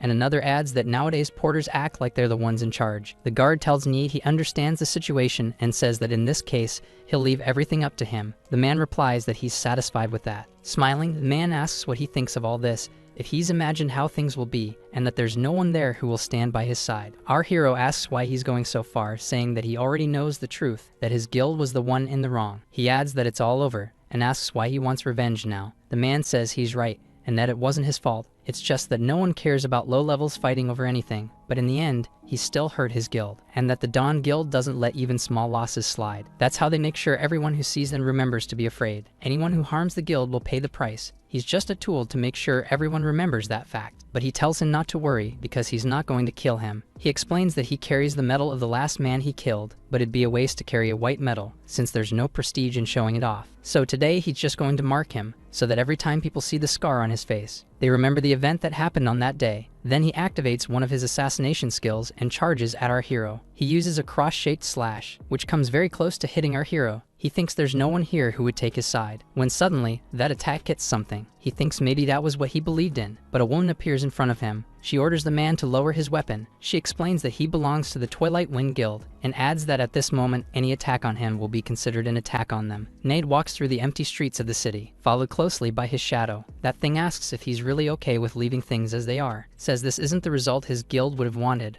but the man explains that there weren't many choices. Facing Agnesa wasn't part of the plan. He says that even if he had handled her alone, it wouldn't have been a big deal, but someone already took on Agnesa's debt. He then adds that still, in the end, all of this left him feeling a little empty, because he expected the kid to do a bit more. For a porter, he's beyond expectations, but a porter is still just a porter, just another insignificant guy. Of course, things ended abruptly, but after being hunted like that, he's probably really shaken up, and his shadow agrees. The man smiles slightly as the shadow asks what else there is, and a small cut appears on the man's face. He wonders how that happened, if it was Agnesa who landed a hit, but his shadow asks if he hasn't realized it yet, tells him to do something slowly. He should retrace his steps, one by one, so he can remember what happened. She tells him that from the very first moment she encountered him. Meanwhile, Nade starts to recall the attack he made while our hero dodged, until the moment the boy pulled the weapon from his backpack. The shadow says that at the moment Nade thought he had finished him off. That exact moment when he believed it was all over, says that Nade thought the boy had completely given up. He remembers that X-shaped slash heading straight toward the kid. Then the shadow continues, saying the kid did something, that he hadn't given up and had been waiting for that chance. Then our hero pulled out a hidden blade from his sleeve. Already prepared to counterattack, the shadow explains that even in that situation, he used the fact that Nade was above him and pulled a concealed weapon. In his memory, our hero remained still as the attack closed in. At that moment, he remembered that no one in the world would take a porter's side, and that he had to protect himself. So in that decisive moment, the boy threw the weapon at his opponent. That strike passed right beside the man's attack, and grazed the assassin's face. The shadow asks how many times she's told Nade that the moment he thinks he's defeated the enemy is when he lets his guard down and becomes vulnerable. The assassin says that this time he really did drop his guard, but he seems excited and says that was interesting. He adds that maybe he'll take back what he said about feeling empty. Then he and his shadow seem satisfied with the outcome, deciding they'll go meet him again in person. Moments later, our hero puts his weapon back in his sleeve, thinking he prepared that dagger just in case he couldn't pull weapons from his backpack, but that still isn't enough to be a proper adventurer. He figures that if Agnesa hadn't helped, he probably would have been in real danger. He wonders who that guy named Nade is. He questions whether the Dawn Guild really sent an adventurer of that level just for petty revenge, and honestly doesn't want to cross paths with him again. Suddenly someone speaks to him, asking why he looks so deep in thought. Joking around, they ask if he's scared, saying that after what happened, he'll probably be haunted by those memories. The guy explains that Nade is notorious even within his own guild for being troublesome. He even controls a gang of thieves, and the guards turn a blind eye. Stoneman laughs and says he'd heard a little about the guild but didn't believe they'd stoop so low, attacking someone like that over a grudge. Agnesa says she agrees, and that's why she figured they'd be safer in a dungeon than staying in the city. That's why she led them there. Then she asks why he doesn't at least join the guild for raids, but our hero says he'd rather just stick to doing his usual porter job. Naji asks if she isn't feeling like it's getting a bit cold. He says it's the first time he's ever seen a graveyard inside a high-level dungeon. That's a rank B graveyard-type dungeon. One of the guys starts laughing and asks if he's scared, and adds that dungeons like this are like a walk in the park for them. He tells him to just trust him, the Great Nines, and focus on collecting all the loot while following his lead. Our hero thinks he's not wrong, because even though it's a rank B dungeon, they have gold and silver ranked adventurers, and one above all of them, that being the mithril ranked woman. And having a mithril ranked member in a raid is practically overkill, but there's still a concern. In a high-level dungeon like rank B or above, it's crucial to build a balanced team to overcome the dungeon's challenges. But in their case, everyone is a warrior, and when a team leans too heavily in one direction, it's hard to handle unexpected obstacles. Then suddenly, Agnesa orders them to stop. She says it looks like they're being welcomed by the dungeon, as a group of undead zombies appears in the area. Those creatures observe the group of adventurers, and without showing any concern, the woman prepares for combat. She draws her sword and takes a battle stance. She says she'll clear the path. Then, with a powerful strike, the undead start getting sliced in half. Amid the flames, she looks back as something catches her attention, and more undead rush toward her position. She strikes those creatures again, and once more unleashes a fiery arc in front of her. She spins her weapon, defeating all the enemies surrounding her. 2 or 3 of the monsters can't withstand the fire attack, and begin to burn from it. But then, from within the flames, a massive creature emerges. That giant zombie stares at the adventurer, and lets out a furious roar. Our hero says that for a rank B dungeon, they're already facing mid-sized monsters right from the start, and Nines cheers the girl on. The monster picks up a huge stone block and tries to smash her with it. After that, it charges at the adventurer, but she dodges the attack once more, leaving the creature looking like a fool. In the next moment, she's already behind the monster, ready to strike. Then she activates a magical swordsman talent called Ignition. The monster just watches,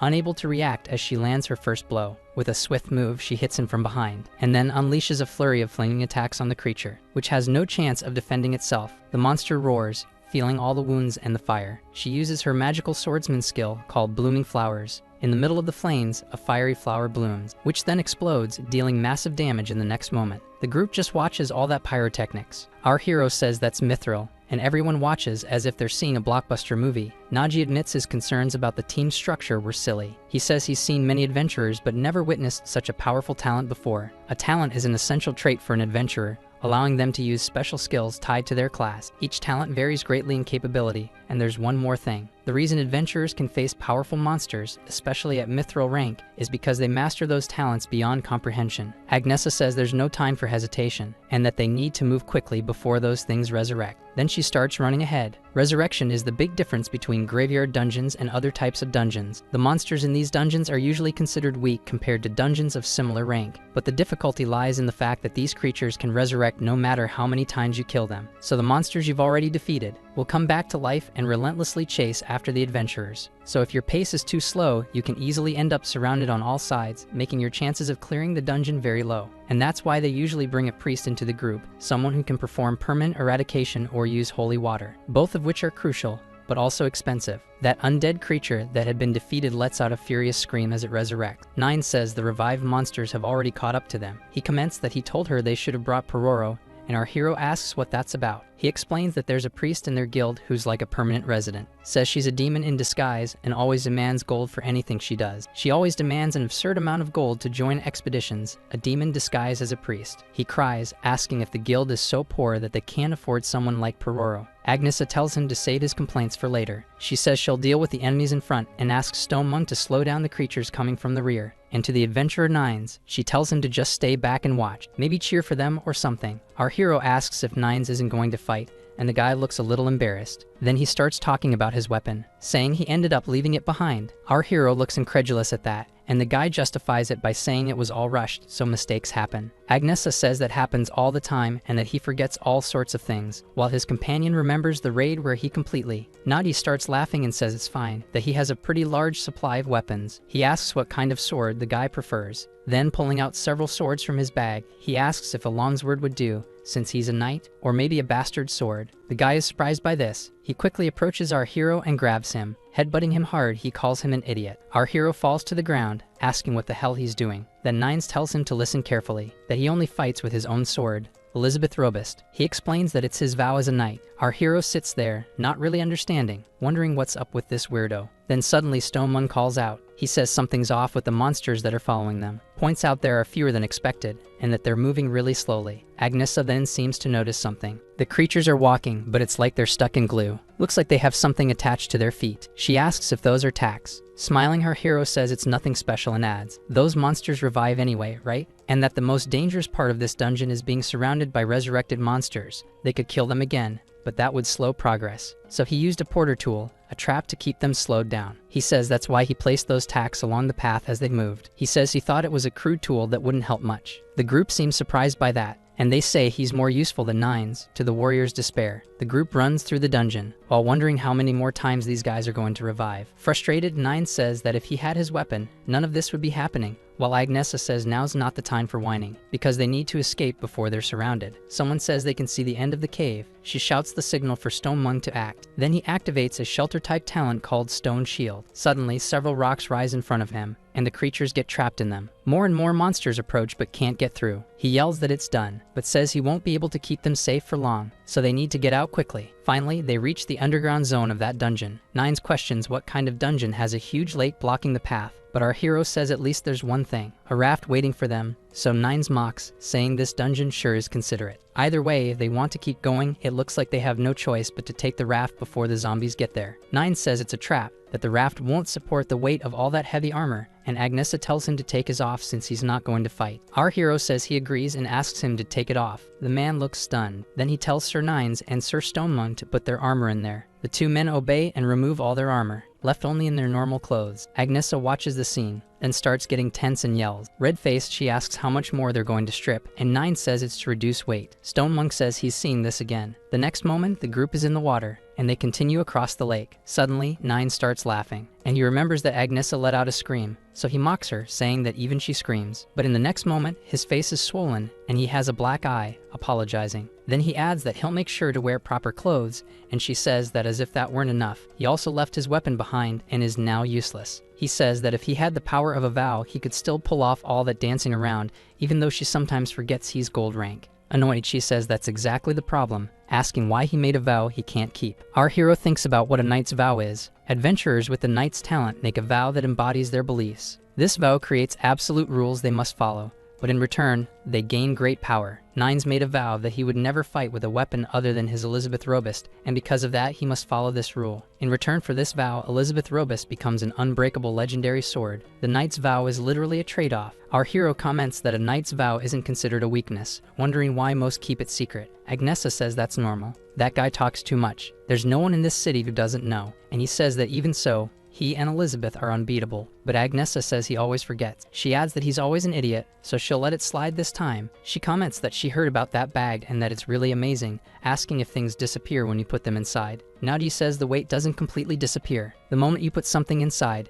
it's like powerful weight reduction magic activates. Even with 2 suits of armor, it would still feel very light. Stone Monk says that's way more impressive than Nines' sword, especially because of that turkey they ate earlier, which was delicious. He says he never imagined eating something like that in a place like this. The guy says they're right. Even Agnesa was busy munching on bread while rolling around with that zombie. The girl gets a bit embarrassed and says she didn't have a proper time to eat. She counters by saying he was just resting while she was out hunting, and he defends himself saying he put in effort, while the other asks if he's on vacation. Our hero asks them to wait a second and adds that it looks like something's about to happen. Agnesa seems to notice it too, and in the next moment they're surrounded by multiple boats, each one packed with zombies. They all notice the enemies, and the boats begin to approach. He says that boat was a trap meant to drown adventurers, and the girl adds that fighting on a boat definitely puts them at a disadvantage. In disbelief, Nines asks if she knew it was a trap and still put them on that raft, and the girl simply confirms that yes, she did. She says this is a dungeon. There's no way they put a raft there just to help them, and Nines is surprised it wasn't to help.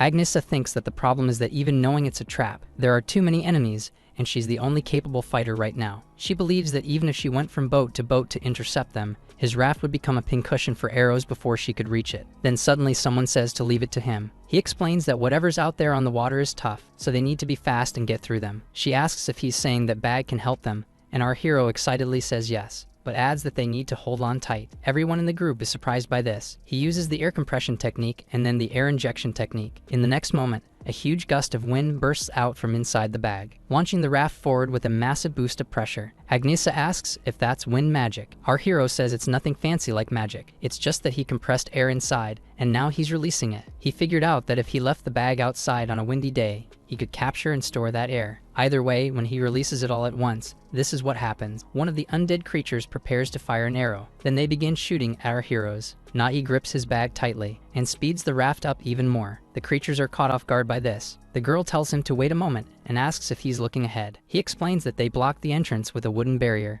concluding that those zombies set a pretty meticulous trap. Agnesa grips her weapon and says she'll clear the way through it, but our hero asks her to wait and says they have the advantage. He says he'll help too since fire and wind have good synergy. As he prepares to copy her, she thinks she understands. Our hero grabs his bag and gets ready. Then they perform a combined technique of fire and wind. That whirlwind of flames surges toward the barrier. Creatures just watch, defenseless, and finally they are struck by that powerful attack. The barrier starts to crack and catch fire. Then it explodes into several pieces. Amidst the flames, some logs appear, and the group continues forward on their makeshift raft, with their leader proud and satisfied with the result. Finally, they reach their destination. She asks if everyone is okay, saying they barely made it in time. She seems to assess the place, and says it looks like the location where the dungeon boss must be. That is the fortress of the Death Zone. She says things have escalated incredibly. It's a fortress inside an underground tomb. Nine says it doesn't matter how good they are and questions whether this doesn't seem a bit too hard for a B-rank dungeon, and Stone Monk says normal groups would have already failed. He continues and asks why their guild always takes dungeons like this, Couldn't they take an easy one? But the leader says this was the job they accepted. Stonemung says their guild usually goes after dungeons that others failed to complete, but our hero says it doesn't matter to him since he's just a porter. Agnesa says that even in a B-rank dungeon,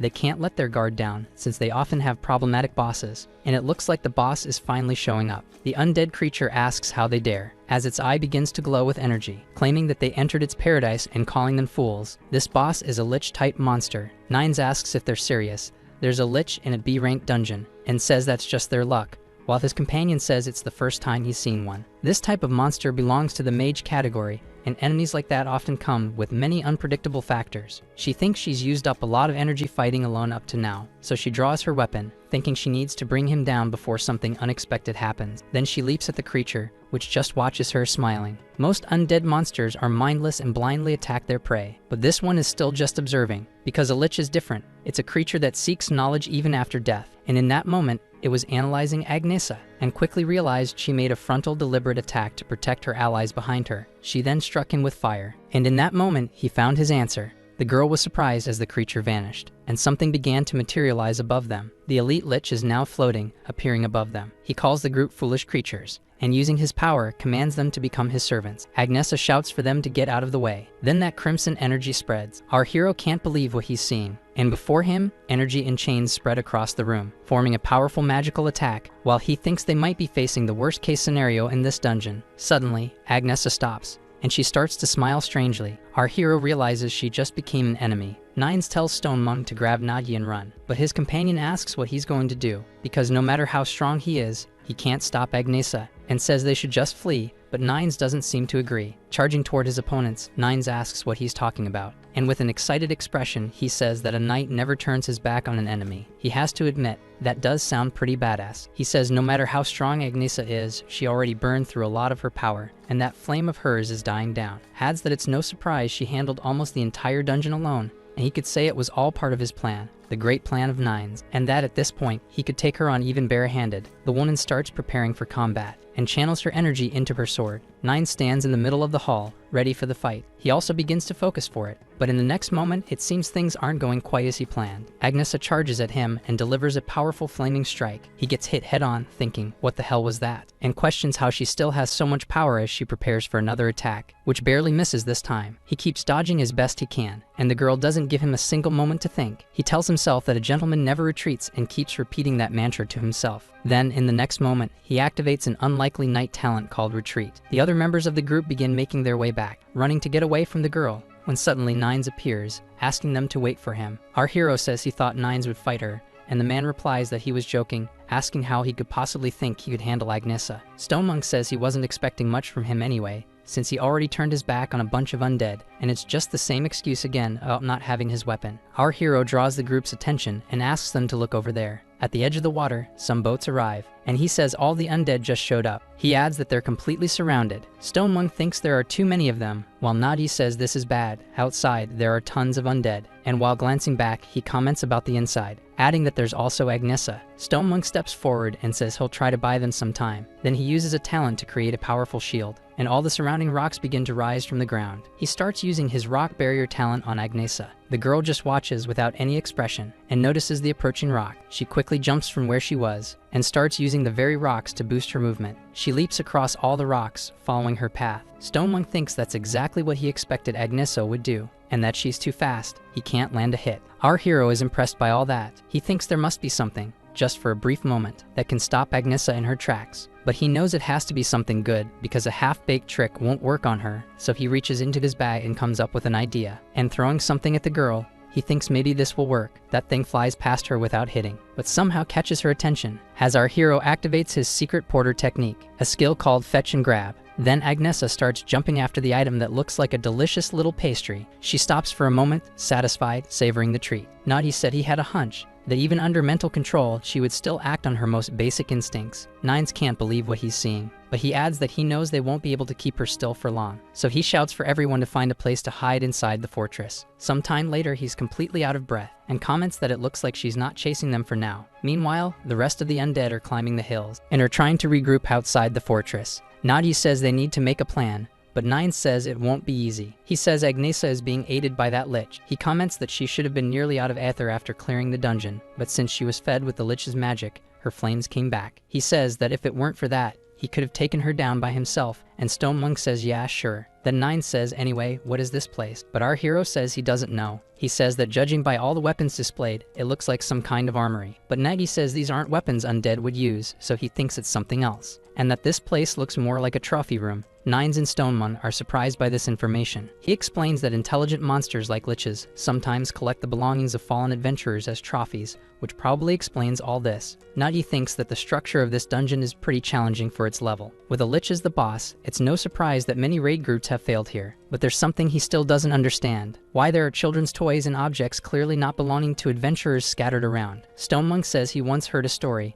and as he mentioned before, they usually take on dungeons that others avoid. And when this dungeon first appeared, it became notorious for repeated failures. But strangely after that, people from nearby villages started disappearing. He goes on to say that they didn't notice anything unusual while exploring this dungeon. But then there's this. Our hero is surprised and says, a kidnapping dungeon? Then he asks what his companion means. If he's saying the monsters leave the dungeon and kidnap civilians. Nines becomes furious just thinking about the abductions, then says the dungeon hasn't broken yet, and questions whether the monsters aren't supposed to be trapped inside. Our hero says it's just a theory since kidnapping-type dungeons are incredibly rare. Normally, monsters in a dungeon can't leave their area, and there's a theory that monsters outside the dungeon's barrier lose their strength, so only through a dungeon break can monsters leave their dungeons. He says that in this case, there's only one way to confirm it. They need to take down that damn Lich and see for themselves. He adds that there's no other choice, he's going to do it, and he's going to kill the Lich because a knight cannot stand idly by in the face of injustice. Our hero asks why Stonemung is looking at him like that, but the guy says it's nothing. Then Nines picks something up and says it's time. He ties that cloth around his head and says that from this moment on, he will deceive the knight's oath and draw a sword. Nadi says that could have serious consequences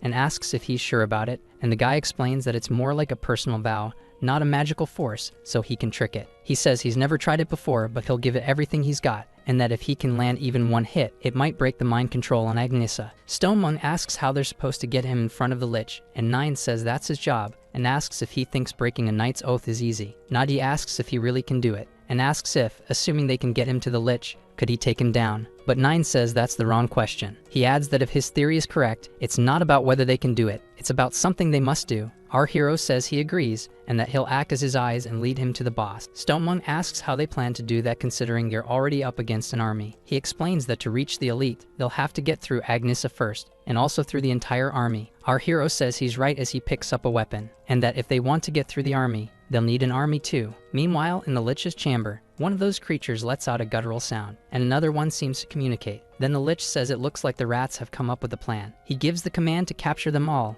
and says they can chop off a limb or two if they need to. Those creatures rush forward in a frenzy, and our hero says they're coming. He tells everyone else to stay behind him. Suddenly, one of the undead seems to trigger a trap, and a massive explosion erupts in the room, while our hero uses his bag to obscure the area with smoke. Nine says he can smell something delicious, and Stonemung tells him to hold his breath, while our hero calls out for gluttony. The little creature asks if he's sure this is going to work, and the porter tells him not to worry, that he'll handle the aim. He explains that gluttony just needs to pull the trigger. Then, in the middle of all that smoke, a cadaverous figure appears. The undead creature looks surprised by what it sees. Our hero holds his bag in front of them. Inside, a bright light can be seen, and also a cute little creature holding a crossbow. Suddenly, an army of those little creatures appears, all holding crossbows. Gluttony shouts for everyone that it's time to earn their keep, then gives the order to fire as dozens of arrows fly forward. Our hero uses a porter's secret technique called Dogling Gun, and from inside the bag, several bolts are launched. A hail of projectiles begins hitting the creatures. Nines asks what the hell is going on, while Stonemung says it's awesome. That whole army of monsters starts getting wiped out. Our hero looks very pleased with the result and adds that they've made it straight to the boss room. Elsewhere in a large city, the late afternoon sun falls on that massive building. This is the Adventurers Guild, and its staff work tirelessly. A girl asks Petra what she's been writing so much lately. She adds that Petra's been acting strange ever since she returned from that rift dungeon, and asks if she's writing some kind of research or something like that. But Petra laughs and says it's nothing. She just has a few questions on her mind and is organizing them. Her friend asks questions, then she says she's been wondering if you really need a combat-related talent to become an adventurer, and the girl asks what kind of obvious question is that. She replies that of course you do.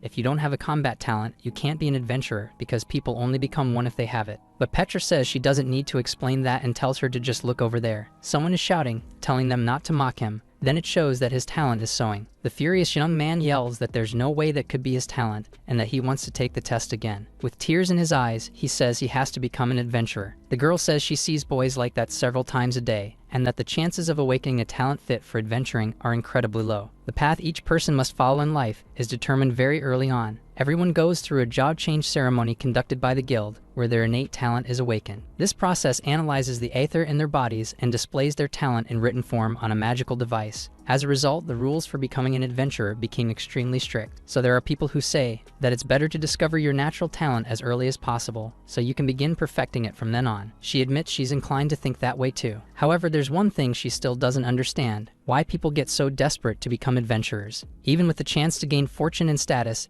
it remains a very dangerous path. The girl says that, considering that they're doing pretty well, after all, they've got a job that pays like a mid-tier adventurer's salary without any risk. And also, after what happened and after meeting Nagi, she started questioning a few things about a person's future. Whether their dreams are really determined by the talent they're born with. Some undead charge in fury, but they keep getting struck by several arrows. Our hero keeps pointing his bag at them. They advance while Nagi tells everyone to stay close, and says they might have outnumbered them. He explains that each of those arrows was crudely made, so the creatures will recover soon and start chasing them again. Nines asks if they're doing okay, and says he can't see anything, so he has no idea what's going on. And Stonemung says not to worry, Nagi's great. He says he heard that Nagi led a rift dungeon, and that's no exaggeration. Our hero says they're almost at the boss room, and that's when the real game begins. Inside that room is the Lich and an army of undead. Stonemung says he expected a lot, but with this many enemies, it'll be hard to reach the boss. But Nagi tells him not to worry, he has a plan. Nine says he should remember that the Lich dodged Agnes's attack with a blink, and that they need to try a surprise attack to take it down quickly. Then Nine says it's fine, he'll take it down with a single hit, and our hero tells him to stop talking so loud. Otherwise the enemies will hear them. The guy apologizes, saying he didn't realize they were that close, and Nagi says they'll have to start now because there's no other choice. To reach the Lich, they'll need to get past the undead soldiers blocking the way, but they don't need to fight them all. And they don't need to take them head on either, our hero thinks as he points a crossbow with a mushroom attached. He fires that mushroom at another target. Looks like he was aiming for that huge chandelier, and hits it dead on. Thinking all they need to do is get out of the monster's line of sight. He knows that undead creatures by nature rely more on their sense of smell than vision. And according to the renowned book of the undead called Dead Walking, there was a man who took advantage of that by covering himself with the remains of undead corpses, but they don't have any corpses to use. However, fortunately, his bag managed something. It's been absorbing the smell of this place the whole time. Nines asks what the hell that stench is, and our hero tells him to just endure it for a bit, because with this stink, the monsters won't be able to recognize them. He explains that they are steadily getting closer to the Lich. The undead seem confused. They walk back and forth without much reaction. Stonemon walks among them pretending to be a zombie, saying for them to move aside because he's a hungry zombie. The group manages to sneak forward through the middle of that army. The Lich watches from afar, questioning if they're trying to pull off a cheap trick, like filthy rats. Then, pointing a finger and channeling his power, he asks if the adventurers really thought such filthy tricks would work on him. He then casts a fire magic attack. The horde of undead simply watches the powerful spell, while the boss questions where those rats are hiding. Then suddenly someone yells, "Now!" Someone punches a rock hard, and from above the undead, we see a massive boulder rising. From the top of it, our hero shouts to Nines that the Lich is just ahead, and from up there they can see the creature sitting on its throne. Nines, excited, says, "You lovely little things, you really did it."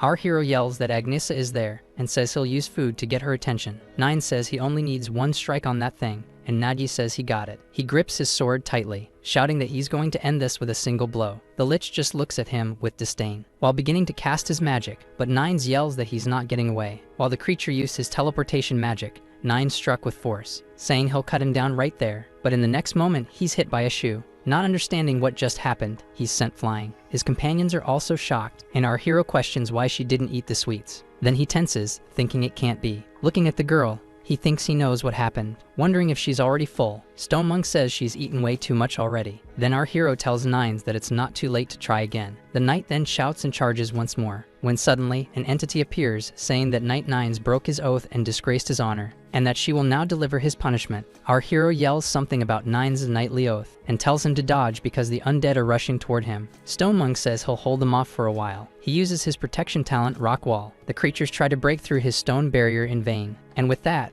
The group bought some more time. Stone Monk says he can't hold it for more than 5 minutes, explains that his aether is running out and they need a plan. The girl says to Petra that there are people without talent who still want to become adventurers, and that maybe with rigorous training they could match one. But the decisive difference between an adventurer and a non-adventurer is aether. Only with these combat talents can you accumulate and refine aether in your body. Of course, a low-level dungeon could be cleared by a well-trained common person, but against high-level monsters or the inevitable boss that awaits in every dungeon, without aether, they simply can't be defeated. Our hero grabs his bag once again, determined, and several arrows fall to the ground, while in that conversation someone asks if any of them could become an adventurer. The Lich simply smiles, waiting for the attack. A massive explosion erupts in the room. Nines appears to be furious. Nine says he'll hold them off so that he can run, but our hero says he can't do that, and Nine says it's the adventurer's duty, and that since they failed the dungeon, the responsibility is theirs. The Lich watches and says it's pathetic, questioning if they really think a mere rat could escape after sneaking into his palace. The creature casts a spell while the group curses the situation. That dark energy rushes toward them, striking the area head-on. The adventurers are heavily affected by the attack, and the creature floats toward them, saying they aren't even worthy of being entertainment, that they're nothing more than insignificant worms unworthy of facing him, and adds that he hopes they'll amuse him another way, by watching their former comrades kill each other, that it's always delightful to witness something like that. Our hero prepares himself as Agnesa charges at him. He sees that fiery energy coming closer, and grows tense thinking about Agnesa. Elsewhere, Petra is in the library. She seems interested in a book. It says it's the story of a man without talents becoming an adventurer. Another inspector finds Petra, and asks why she's so obsessed with this even after burying herself in books, while Petra talks about adventurers, talents, and aether. The girl says she thought she had made it clear that without either of those two, a normal person can't become an adventurer. Petra says she agrees and that she used to think the same way, but recently she met someone who made her question that belief. She asks Rasha if she knows how many porters take part in dungeons each year, and the girl asks where that's coming from all of a sudden. The girl thinks about it and says even if they push themselves 2 or 3 times a week, that's the limit. So Petra concludes it's a little over 100. She adds that yes, it's normally 100 times, 150 at most. Then she says that according to the guild's records, there's a porter who managed to complete 300 dungeons in a year, and asks what kind of person she thinks that is. Rashid is surprised by the number of times and wonders if that person even rests, and adds that even for a porter, someone that obsessed with dungeons must have one of 2 things. She concludes that they're either completely obsessed with money, or they have an unrelenting hatred for dungeons. Back in that dungeon, our hero defends himself from something. He blocks Agnesa's powerful attack with his weapon, but it seems like his sword is no match for the girl's strike. In the next instant, it breaks. He realizes that if he fights her head-on, he won't even be able to withstand a single blow. And more than the difference in weapon quality, the real gap is between Agnesa and him. Then, in the next moment, another sword is broken, and this time, he equips a shield. He prepares to keep fighting amid that pile of broken weapons. He thinks he needs to have at least one advantage. When adventurers are clearing a dungeon, a porter has nothing to do. The only thing they can do is watch while the adventurers fight. That's how he knows something about Agnesa, her swordsmanship, and her habits. The girl looks at him, ready to strike, as he thinks that every time she attacks, she starts by using ignition, then follows it up with swordsmanship techniques. But even knowing that, her attacks happen in a mere instant, and just reacting isn't enough. He knows that the time between consecutive strikes is only 0.2 seconds, and if he waits to see the move before dodging, it'll already be too late. The girl keeps delivering her attacks as he dodges the best he can, until she hits him while he's blocking with the shield. Our hero knows he needs to anticipate her next sequence before she does, and even so, she's faster than he expected, so he needs to act at least half a beat early, wondering if this is the limit of his reflexes. He thinks in that sense, he should be grateful to that guy, because after taking a hit, he got a feel for the attack speed of mithril rank. But in the end, that's all. If he only stays on the defensive, he'll never be able to change the situation, and he thinks there are only 2 ways to break through it. Either he takes down the Lich who cast the domination spell, or he lands a strong enough hit on Agnesa to take her out of the fight. But for now, the latter is his only option, and even if it's just once, if he can land a single hit on her, first the axe, because regular swords melt the moment they make contact. But if it's a thick axe, yet he realizes that strategy didn't work. He understands that swords or axes make no difference against those flames. Any of them would be sliced like tofu. Then he thinks how a spear would do. Maybe it would give him an advantage in reach. Agnesa attacks with her flames again, and he realizes that strategy didn't work either. He understands that against magic that feels like a dragon's breath, distance means nothing. And that leaves him with only one remaining option, but he decides to keep trying until something works. He shouts for Gluttony to throw out any weapon he has in the bag. Then several weapons start flying out of the bag into the air. As our hero keeps charging forward with 2 swords in hand, he holds one sword in his left hand and prepares to deliver a strike. Once again, he clashes with his opponent, and his sword is broken in 2 again. He makes an agile move in front of the woman, while grabbing new weapons, delivering yet another strike alongside his opponent. Agnesa continues using her flames against our hero. A whirlwind of fire swirls as swords fly through the air. Our hero keeps moving skillfully as he switches weapons, then unleashes more attacks on his opponent. That weapon, as expected, begins to crack. He thinks that keeping distance from an attack that feels like a dragon's breath makes no sense, and he takes heavy damage from the heat, then decides he just needs a little more. Sneaking between the weapons, he picks 2 more. Gripping them tightly in his hands, he knows he only has to endure a bit longer, then lands more strikes on the woman, who counters relentlessly. The 2 opponents stare each other down in the middle of that storm of blows, and he keeps repeating to himself that he just needs a little more. Our hero continues attacking without pause, while the woman keeps breaking every one of his weapons. She continues her tireless flame attacks until she uses a powerful magic swordsman technique, and our hero braces for the impact, but feeling severely wounded, he thinks this is his limit, and that he believes her sword will break before his body gives out. But the girl doesn't give him even a second to breathe and charges in again. He realizes that his body will give up before he achieves that, and finally he is struck by the woman. The boy feels the powerful blow from the mithril rank warrior, and that monster seems to be enjoying the sight. He says it's quite entertaining that this has turned into an unexpected show, because until now the other adventurers who came here were nothing but trash. But he is worthy of this dungeon, and the Lich asks him to lend his strength to the dungeon, because if he does, he could expand his domain beyond this palace and devour the entire kingdom. He adds that thanks to him, his dungeon will grow powerfully, and excitedly thanks him, saying he will rebuild his empire in this world. The room is filled with broken weapons, and our hero seems to finally be out of strength to keep fighting. He thinks that a monster plotting to invade the world is truly dangerous, and that he can't let him escape. He knows all monsters must die within their dungeons. Then he asks Gluttony how many weapons they have left, and the creature says only 1. At that moment, he realizes he has just 1 chance left. He wonders what he should do. Actually wondering what he can do, he closes his eyes to reflect on it, and thinks there is no solution. In the face of that extreme crisis, Naji loses consciousness for a brief moment and feels like he's dreaming. Then he remembers why he became so obsessed with dungeons and why he fights so desperately as a porter. That day when a dungeon break happened and he lost everything. The day our hero made a vow that he would destroy all dungeons. It wasn't something a mere porter could do, and he remembered when he tried to become an adventurer, but someone told him to give up. But they also commented that, judging by his eyes, he didn't look like someone who would give up. That person said, as far as they knew, no one without talent could become an adventurer. They questioned, adventurers exist to defeat monsters. So what would happen if someone became strong enough to defeat an adventurer?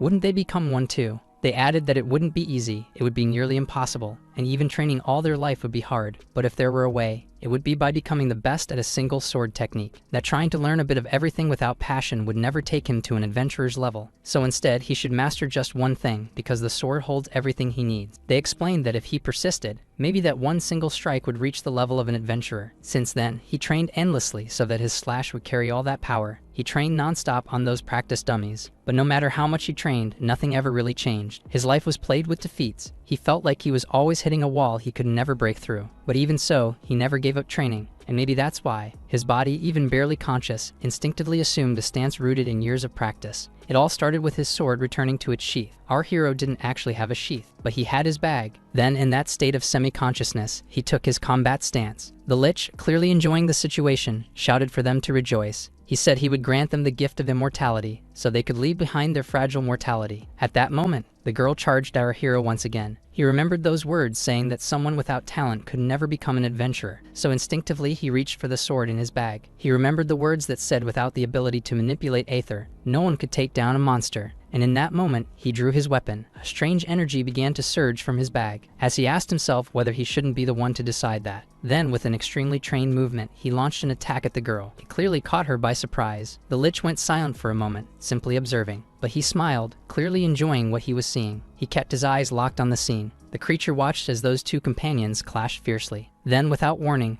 the creature's head rolled across the floor. That day he wasn't aware of what he had done, and the strike he released was what severed the gap between an adventurer and a non-adventurer. And in the years that followed, that sword technique would be remembered by this name. Sword technique that surpassed the limits of its weapon. Azerhand Quicksword Draw. The number of dungeons keeps growing, at such a rapid rate that humanity's fragile power can't stop them. With this endless wave of dungeons emerging, the kingdom stands at the brink of destruction. But in response, humans awaken to the ether as a reaction to this threat. And under the name of adventurers, they begin conquering these dungeons. Someone once said that the distinction between an adventurer and a non-adventurer is not discrimination. It's a system meant to protect them. The girl says that was back in the day. There were people who refused to accept reality. Those who entered dungeons without the talent to be adventurers. Then she asks, do you know what happened to them? and adds that all of them died. She says to remember this well, that separating people based on their talents may seem cruel, but it's a system meant to protect ordinary people. Petra thinks that this is true, but maybe that isn't the most logical perspective, and maybe that's not the real truth. Because on the day of the dungeon break in the Rift dungeon, she remembers when Agnesa appeared, and also the way our hero looked at that adventurer. She felt as if his eyes were saying he wanted to become an adventurer. And so, these talents are not the only thing that defines an adventurer. She thinks she'll leave those words behind. Back in that dungeon, our hero faces his opponent. Agnesa, surprised, wonders how that happened, asking Nadi how he managed to pull that off. More determined, he says it's not over yet. That thing is still there. The creature screams, calling him a bastard, asking how he dares to touch its body. Then the creature flies into a rage, chanting, and begins to use its power to regenerate. Our hero knows that liches are troublesome monsters. Though they are mages, they possess absurd durability due to their life vessel, and that core must be destroyed, or else they can revive. Our hero knows he has to deal with this, that he needs to wield his sword once more, but he realizes his body won't move anymore. Agnesa tells him to rest now, and that she will fix her mistake. The creature tells her to come forward, calling her human, then extends its hand to cast another spell. She thinks that there are two ways to put an end to a lich. One is to find and destroy its vital vessel. I'll keep attacking until its stored life energy is depleted. The creature says it's useless, claiming that it is immortal. Agnesa doubts that claim. She says he covered her entire body with mana to control her, but that wasn't much different from exposing his weaknesses, because by following that mana flow, during the moment she was being controlled, she seemed to have realized something. What she found by tracing that flow was his life source,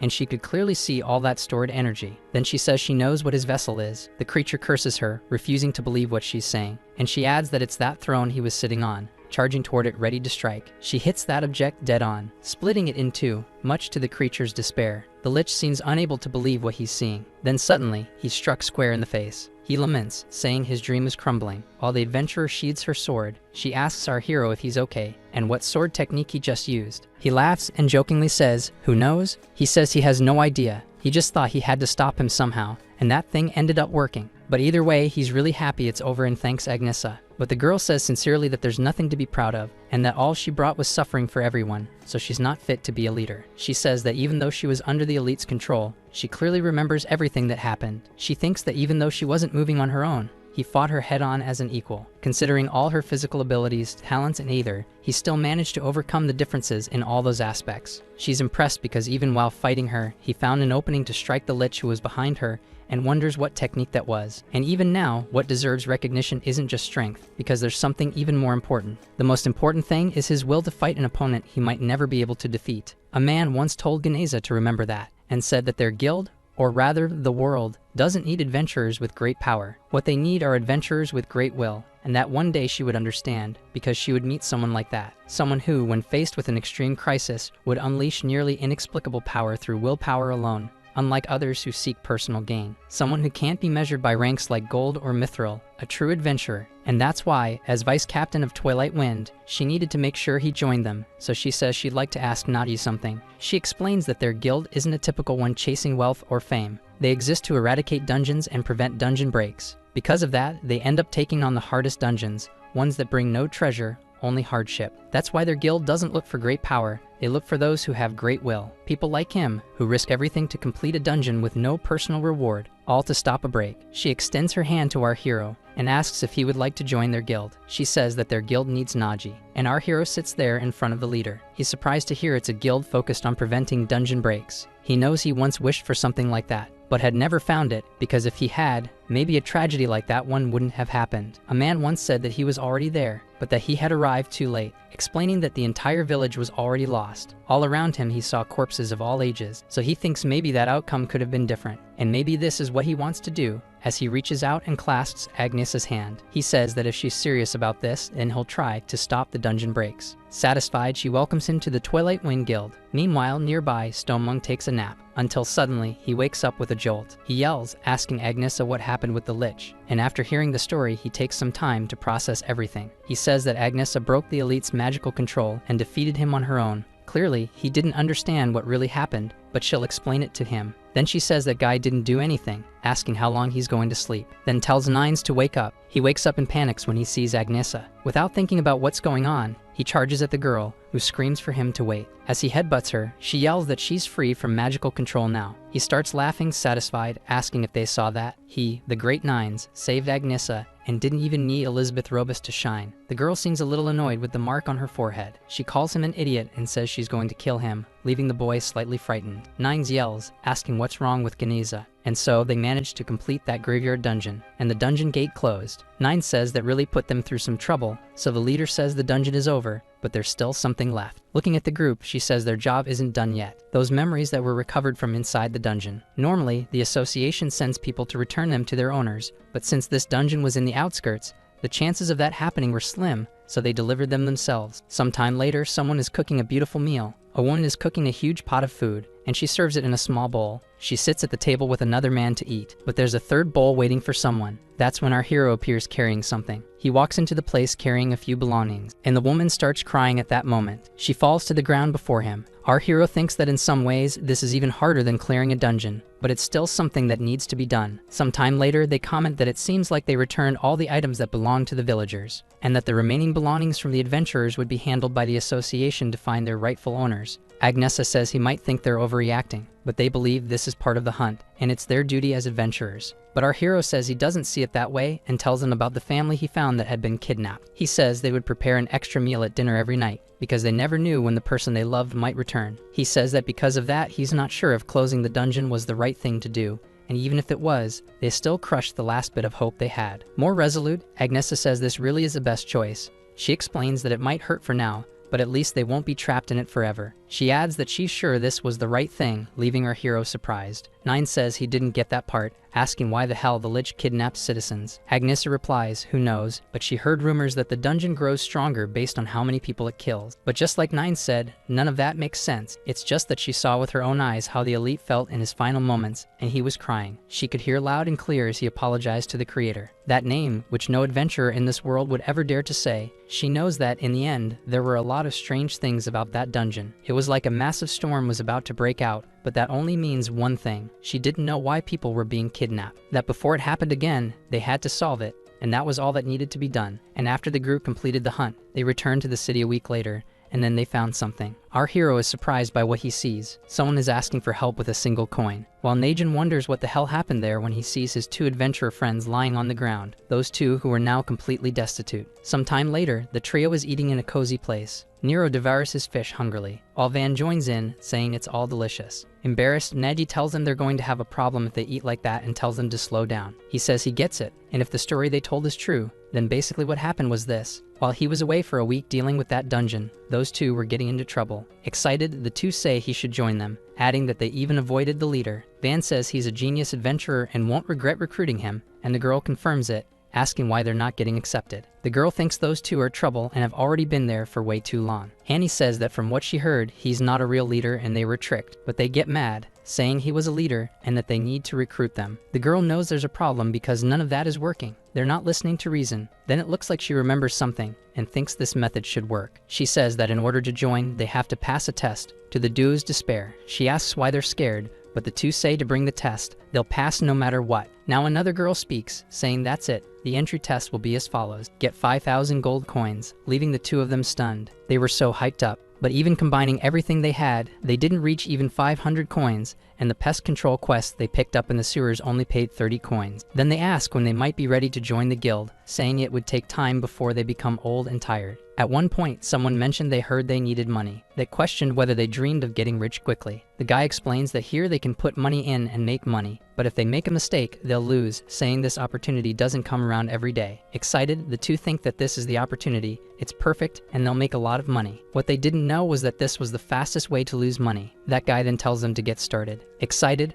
calling them dear fools. The duo is a bit surprised when they see how quickly the man moves those jars. And that was also the easiest way to lose money. Our hero asks if they were basically tricked and starved these days, and Van says yes, and that their leader saved them today. He laughed, saying he knew adventurers were careless, but he thinks they were idiots, and that the test to join was just a way to extort them. Van says he heard that Agnesa personally tried to recruit him, and he refused, asking why he did that. He explains that it was what he planned, but somehow ended up joining the guild, so Van screams for him to ask her to let them join too. But suddenly, it seems the boy realizes something, and says that this was their test, and if they can't pass it on their own, It wouldn't make sense. So the duo looks at each other, and it seems there's more to it. They scream desperately that it's too much gold and ask him to help them today. Naji thinks about what he could do since all his weapons broke in the last dungeon, so he needs gold too. But now there's a perfect way to make money. He thinks about checking with the guild to see if any dungeons are available. Excited, he says it's all good, that he'll help them, and asks them to follow him. Nero gets excited about that. Then they arrive at the Adventurers Guild office. Petra works at the counter, helping adventurers. Then suddenly, someone approaches and calls her name. She gets excited to see it's Naji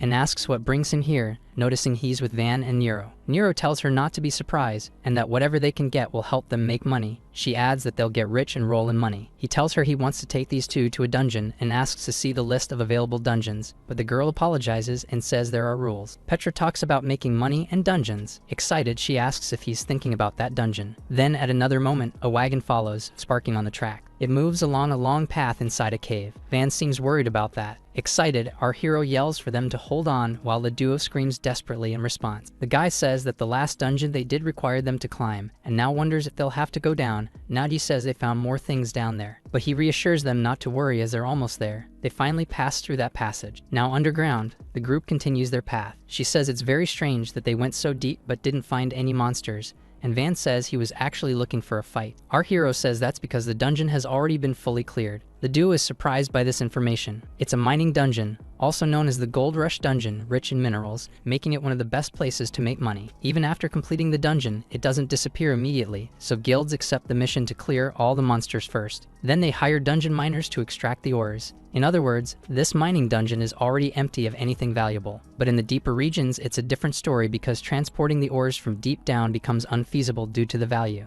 Excited, our hero tells them to look over there, surprising everyone. He adds that this is his target, testing a bunch of shiny ore. This is a mining type ranking dungeon. Nero gets excited looking at all of that, and he says that unfortunately, there are high quality minerals there. That's where her bag truly shines, as it easily solves the transport problem. Excited, he says that now that everyone understands, they should start, and provide some mining tools. His companions seem unable to believe in that marvel. Then everyone starts working hard, mining excitedly with all their energy. He questions why every time they enter a dungeon, they end up doing something like this, and the girl complains, saying she wanted to fight some monsters for once. Our hero wipes his forehead, feeling tired. He says he usually does this kind of work all the time, but adds that it's been a while since he's been this tired, or even more than that since yesterday. As he expected, that sword technique took a lot out of him, and his body still hasn't fully recovered. He wonders what the hell that technique was. It felt like he had put every ounce of himself into that attack, and it was a sword technique that could rival a talented adventurer, and he thinks about the possibility of truly making it his own. Then Gluttony suddenly calls out to Naji, questioning if he came out of the bag because he smelled the minerals. He says that if he looks around, he'll probably find some mana stones to eat, but he says that's not it, that it's actually part of it. He screams in surprise and asks not to be pushed. He explains that the children said they wanted to help him, which leaves our hero amazed. Then Gluttony tells the beasts of the minerals to take care and finish the job. He says for the Now Corporation to gather. He completes it by saying not to leave any survivors while the creatures work energetically. They continue mining without stopping and carrying those ores to the bag. Our hero says they're great and that it makes sense since they are creatures that live in packs, so they have very good coordination. He thinks that they asked for 10% and he agreed, but wonders why they want that, and Gluttony says he wouldn't understand, asking if he knows how useful that is in there. But Naji says that, anyway, everything is going smoothly. While he was talking to Nero and Van, he seems surprised by something, but it looks like Naji made a mistake, and there are taboos you never break in a dungeon. You ask if this dungeon is either completely empty or if it's being too easy. Imagine an adventurer commenting that the dungeon is too calm today, and the moment those words are spoken, the difficulty increases drastically. So Naji forgot something important. Van and Nero are idiots. Smiling nervously, Van says that at this rate, they'll be in this dungeon for weeks just collecting ores. The worst thing about idiots is when they start thinking. So Van wonders if it would be faster to crush everything than to mine this piece, and says that a normal adventurer wouldn't manage, but he's a genius adventurer called Van. Then, in the next moment, he flicks his finger, using a skill to cause an explosion in the area. A bunch of ore pieces fly in all directions, and the second scary thing is when the idiot truly believes he's a genius. Satisfied with the result, he says it's brilliant and Nero cheers, saying they did it. But suddenly, a crack forms in the wall, and a huge amount of energy starts leaking out of it. Oz seems to not understand, questioning what that is. Then a giant creature made of crystals emerges from the hole, several rocks flying in all directions. Then that huge thing opens its eyes and lets out a loud guttural roar. that massive creature opens its enormous mouth full of energy and starts walking, cracking the entire ground. The creature moves toward the adventurers. Then suddenly, our hero screams for everyone to run. It doesn't show the chase after them. Nero screams, asking what the hell is going on and questioning he didn't say the dungeon was empty. Then he explains that it seems Van's explosion opened a secret part of the dungeon. Our hero thinks about this secret entrance. Secret entrances are so well hidden that they are rarely found, and are often referred to as a dungeon within a dungeon. But if you find one, there are usually many valuable things inside, which many adventurers see as a dream come true. But not for them. The guardian inside is rank C, a Yellowstone golem. There's absolutely no way for them to handle this. The girl tells the captain to look ahead. Then she adds that the exit is blocked. Our hero says it looks like the explosion reached even that place, and Van wonders if all of this is his fault, and Nagy says it proves how strong he is. He's satisfied, saying he got a compliment, but his companion says it doesn't really seem like a compliment. Gluttony appears and says to leave it to them, and that the Null Corporation will clear the way. Nero says that a bunch of little ones are coming out of her surprise bag. She compliments Gluttony, saying it was great, and adds that this will decide what they should do, as even the route to escape will be cleared. They'll need to distract that huge creature. Van says that all this mess happened because of him, so he'll handle it, but our hero says no, because it's dangerous. He explains that this mine has a high concentration of aether, and if another explosion happens, they won't be able to control how it might react, and if a chain reaction happens, the mine could collapse and they could get buried. He then asks if he can't use his fingers for summoning, and realizes that if he can't use his fingers for summoning, wouldn't he just be the equivalent of a normal person? Nero says to leave it to her then, and excitedly says that there's finally a monster to fight, completing that she's been waiting for this moment. Then she charges at the creature, saying she will take down that thing by herself. Our hero tells her to be careful, explaining that golem fighters aren't exactly a great match, but the girl doesn't listen and prepares her powerful kick. She hits the golem's face squarely, but seems to realize something unpleasant. Holding her injured foot, she says that the creature is too tough. As the golem chases Van, our hero asks if the girl is okay, and she says yes. He asks if Nero has any special abilities she can use, and the girl seems excited. She explains that her special ability is athleticism and flexibility, and Van yells, calling her an idiot, asking how many times he has to tell her that's not a special ability. He explains to the captain that Nero is famous for not having any special ability, and the girl looks a bit annoyed. Our hero thinks this is unfortunate, because if she had a useful ability, they could find a way to use it. To utilize their talents, an adventurer needs a special ability, like Agnes's flames or Van's fingers. Honestly, her physical abilities are already comparable to special humanity, but the girl says it's not helping much. Then he thinks that in the end, there's only one thing he can rely on. That sword technique he used earlier, with the only weapon he still has now, which is the one he got from the cemetery dungeon. He remembers the occasion when someone commented that it was a relic. Nines comments that even if it's not a superpowered relic, it's still useful, while questioning whether they should sell it and split the profits. But Nines asks to keep it because she likes the design, and since it's black, it'll match with him. Smiling, the girl says just to make it clear, and asks if a certain someone who did nothing to complete the dungeon is trying to take the relic. Stonemung tells him to stop it because he can't even use it because of Elizabeth Robust. Then Agnesa says that if everyone is okay with it, she wants to do something, which is to give this relic to Naji. This is because his weapon took a lot of damage in the previous fight. Our hero thinks that even though it's a low-ranking relic, relics are meant to be used by adventurers, and that's the Blade of Death, and it has a huge difference from the weapons he was using. He believes that if he combines the power of this relic with the sword technique, he'll be able to cut the golem. But the problem is the preparation time, as that technique required extreme focus and quite a bit of time. So he asks Nero and Van to hold off for a moment, as he has a way to bring it down. Full of energy, Nero screams to leave it to her, and completes that she can handle it, but her friend says she should be careful, as if she's hit directly, she'll be smashed. Then the girl charges at the massive creature. She knows she doesn't have the attacking power to break the golem's defenses. That creature prepares to attack the girl. Then it delivers a powerful blow with its enormous hand, but she manages to easily dodge that attack, and thinks that when it's about running, it's always with her. Now he keeps trying to hit the girl, who continues to dodge skillfully, when suddenly she notices something. Our hero thinks that everything starts like this. When he sheaths his sword, with his eyes closed, he tries to concentrate as much as he can. Meanwhile, Nero keeps jumping and dodging that creature. She performs a series of flips to avoid the monster's attacks. The creature seems unable to find her, and it takes a while before it sees her again. Smiling, she says that if she couldn't do this, she wouldn't be an adventurer. The monster keeps attacking relentlessly, and her companion Van is surprised by the girl. Tense, he says she's making everyone impatient again, just like during training, and if this keeps up, something will happen. So he shouts, asking the captain to do something. But our hero just keeps focusing on his goal. Then he draws his sword, radiating a strong energy. While Nero continues her work of not dying, satisfied, she thinks he doesn't need to worry. She remembers her past, thinking she has no special skill, and that she was always looked down on just for being a beast woman. But even so, she could become a great adventurer, and she keeps performing her moves to dodge the creature's attacks. Determined, she thinks she will prove it.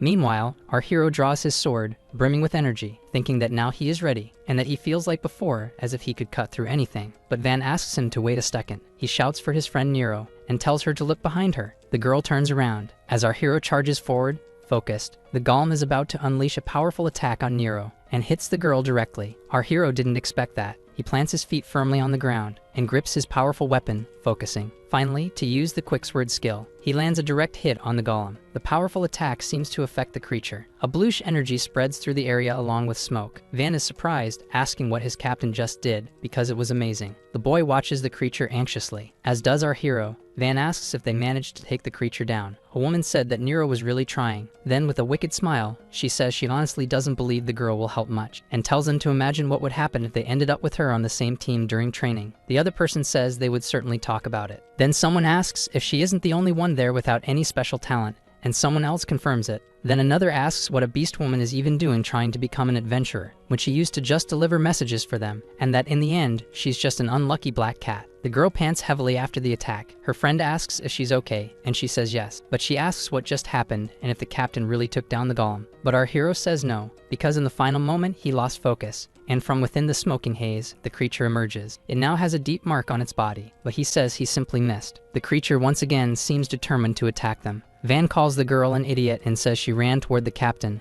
blocking his line of sight. Upset, she asks if it was her fault then, and starts crying, asking if it was because of her. Van asks what's going on, because this isn't like her. Nagi says it wasn't Nero's fault, that it was his mistake, and says the technique is still incomplete, so that's the reason. He thinks that if he had mastered the technique, he could have landed the strike without hitting Nero. But in his current condition, it's not something he can do properly, and he realizes his body is now reacting to the tension, and half of it feels numb. Then the creature attacks as he thinks that if things continue like this, it'll be bad. That monster is looking for its targets, as Van shouts, saying it's coming and looks furious. Our hero says what they need to do first. That creature is preparing something new, then hurls a bunch of rocks at the group. Those rocks hit the adventurers, burying them under the debris. The creature searches for its targets. Our hero tries to get up after the attack, and asks if everyone is okay, while Van says they're so-so. He also asks what they're going to do now. The creature seems to already know what it should do and prepares another attack, aiming directly at that adventurer. He screams in fear, while Nero yells, telling it not to dare touch her team. She charges at the creature again, holding 2 pickaxes, and lands a solid blow on the creature with her improvised weapon. Our hero says that this is dangerous and tells her to come back. It seems that she reached the creature and her weapon got damaged. You ask what she is doing since her attacks are not working, but she believes there must be a way to do something. She realizes that this cheap weapon only serves to slow her down, and that she is a martial artist. As a true martial artist, she simply moves forward. Nero sees several cracks in the golem. She then decides to aim at the cracks her leader created. If by any chance once isn't enough, she will attack again,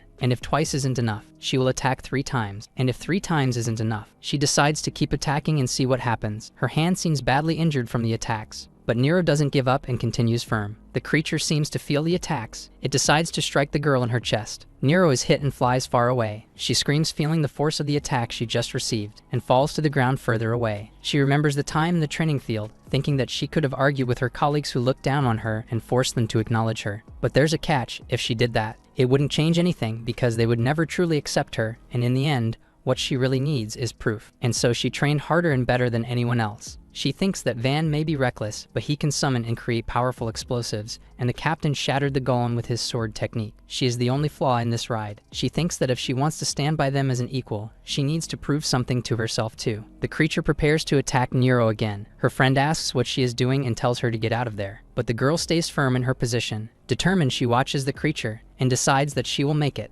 and that she will prove her ability. The 2 boys are shocked by what they see. He thinks that this posture is something that he has no doubt about. He wants a phenomenon that he has seen countless times while working as a porter behind the adventurers, which is something that only happens to adventurers. He realizes it is the monument of illumination. The girl remains there with her eyes closed, while it seems like her feet are stepping in some kind of water. She questions where she is, because just seconds ago she was fighting the golem. Would you believe, she asks, if this could be it? Then a person says, you who walk the path of battle, you who seek strength, I will grant you my power. That is the monument of martial arts, gladiator Galatus. He commands her to defeat the monsters and conquer the dungeons. Completing, she must save the world. They say this happens to adventurers when they reach a moment of growth or achieve something, but he has never seen this before. Nero clenches her fist tightly, and at that moment she unlocks a new ability, an ability called Shockwave. Then she moves forward once more against the creature using her martial arts talent, and strikes that enormous creature. Her attack hits the creature's hand that was attacking her. The monster seems to not believe what it's seeing, and it begins to be torn apart with several attacks. In the next moment, it's full of holes in its body. The creature seems to feel the attacks. The two boys are shocked by what they see. That enormous stone creature begins to crumble, and Nero seems determined about it. She says that she gains super strength. Special abilities, adventurers are born with these talents and develop them according to their class, and these talents enhance their physical abilities. The greatest growth comes from the Monument of Illumination. It appears when a significant event happens, granting unique powers. For example, Stoneman received the Ancient Wisdom, and since he received a special earth ability from a mage, he became capable of using rock-based defensive abilities. But if he had received a special nature-based mage ability, he could use tree-related defenses. So special abilities are what differentiate adventurers to have the same talent. Again, in that dungeon, everyone begins to work. Nero asks them to move aside, and says that she will break it all down ready. Then she uses her special shockwave ability, and charges at that pile of defenseless minerals. The creatures are shocked by what they see. She says that this is her special shockwave ability, and that it's amazing. But in the next moment, she notices something strange. She falls to the ground saying that her head started spinning suddenly. Our hero tells her to stay calm and that it's probably a symptom of her aether running out, that he's not entirely sure but he's heard about it. He explains that it's the energy adventurers use to activate their talents, but she says she only used it twice, and he replies that it's because it's a powerful ability. Nero asks Van if he heard that and says her special ability is wonderful. She seems a little excited about the situation. Our hero asks what that thing is. Van says that it suddenly jumped out of the golem.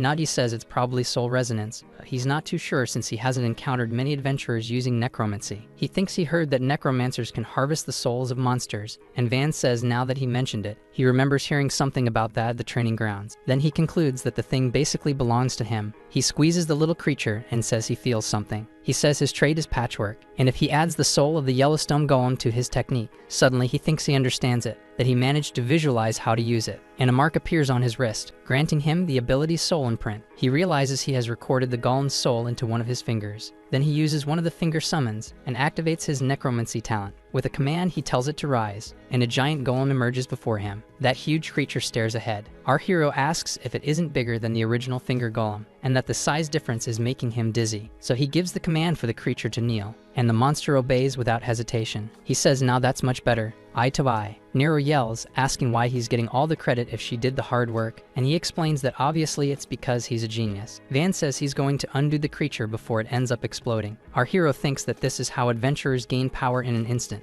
much faster than people without talent can. But he's truly happy to see how the two of them are growing, because the world needs more powerful adventurers to deal with the dungeons. Smiling, Natty says it's all good but to calm down, and that either way, they defeated the Guardian. Now all that's left is to check out the hidden room. Nero seems excited about it. He asks everyone to stay alert. Even though they've taken down the Guardian, it doesn't mean there's nothing inside. He says that if they find rewards at the end of this hidden room, that would be great, and they wouldn't need to mine anymore. They easily get the gold. Van hopes there's something valuable so they can get into the guild, and Nero also wishes for that so she can be done with mining. Nadi says they seem very close and want to join the guild together, but people usually split up after training, and asks how that happened. He says he doesn't know and doesn't remember when it started, but Nero seems cheerful and wonders when they became friends. Then she remembers someone shouting at them, calling them brats, telling them to stop chatting around. Van said that kind of boring talk wouldn't work on a future genius like him, while others told him to undo that thing before it exploded. Then she says there's no need to ask something like that, and that it's only natural for two aces from the training center to stick together. The boy says that's how it happened,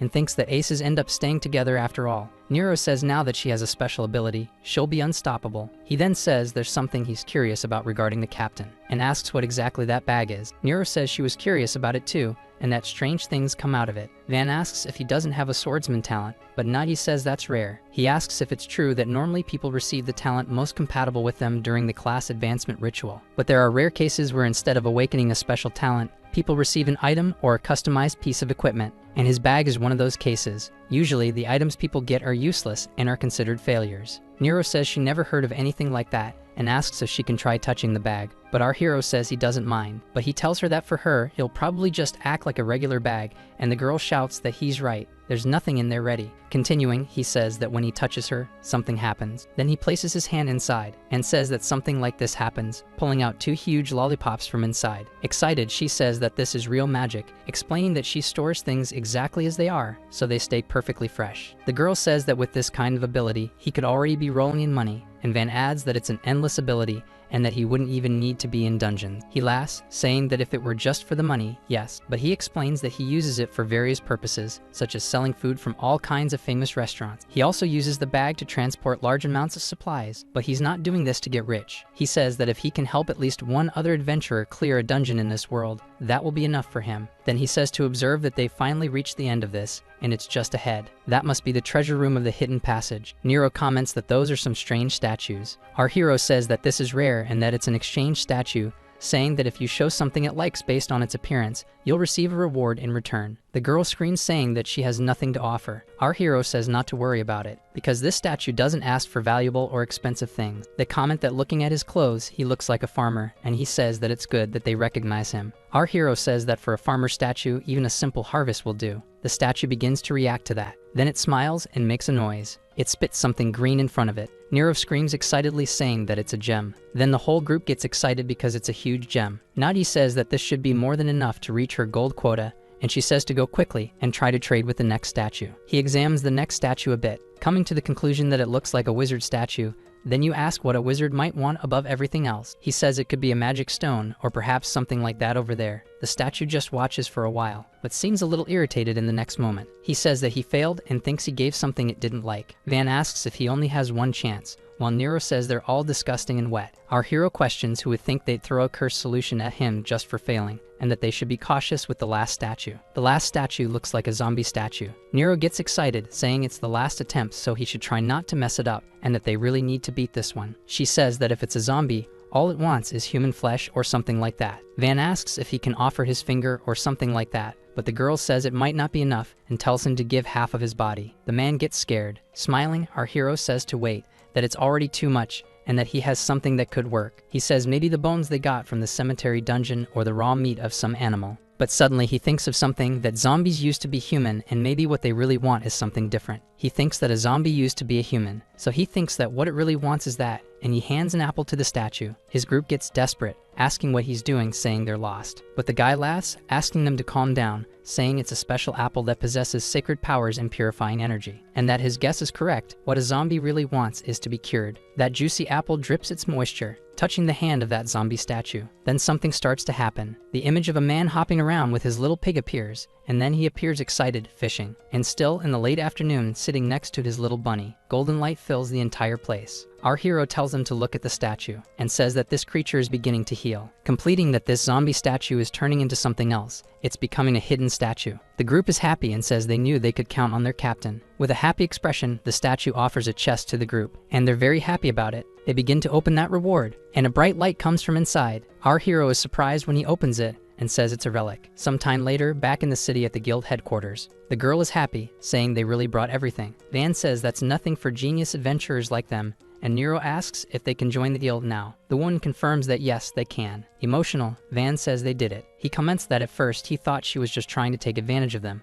but after all the work they went through, it made sense. That she just wanted them to grow by gaining experience, and Nero says she even gained new abilities. The woman laughs and says that's exactly it. She wonders to herself what's wrong with those idiots, but says it doesn't matter, now she's going shopping. At another time in the Adventurers Guild, someone confidently walks into the place. Nero proudly strides through the hall. She approaches the reception counter, where Petra looks shocked to see them, and says, surprised that they all came back. She notices the badge they're wearing. Happy about it, she congratulates them for officially joining the guild. All the friends get excited and smile. The girl laughs and says there's no way they would let talents like theirs go to waste, and Van says they have a good eye for talent. She asks Petra to listen. Then she starts telling how they spent the day in the dungeon, fought a golem, blew everything up, found treasure, and traded it with a statue. Petra laughs, saying that's impressive. Then our hero says that anyway, the reason they're there is because this thing needs to be appraised. Nero looks very excited as our hero shows the unidentified martial arts relic. Petra is surprised, asking if that's a relic they found in the mining dungeon, while the girl says yes, it was in the hidden room.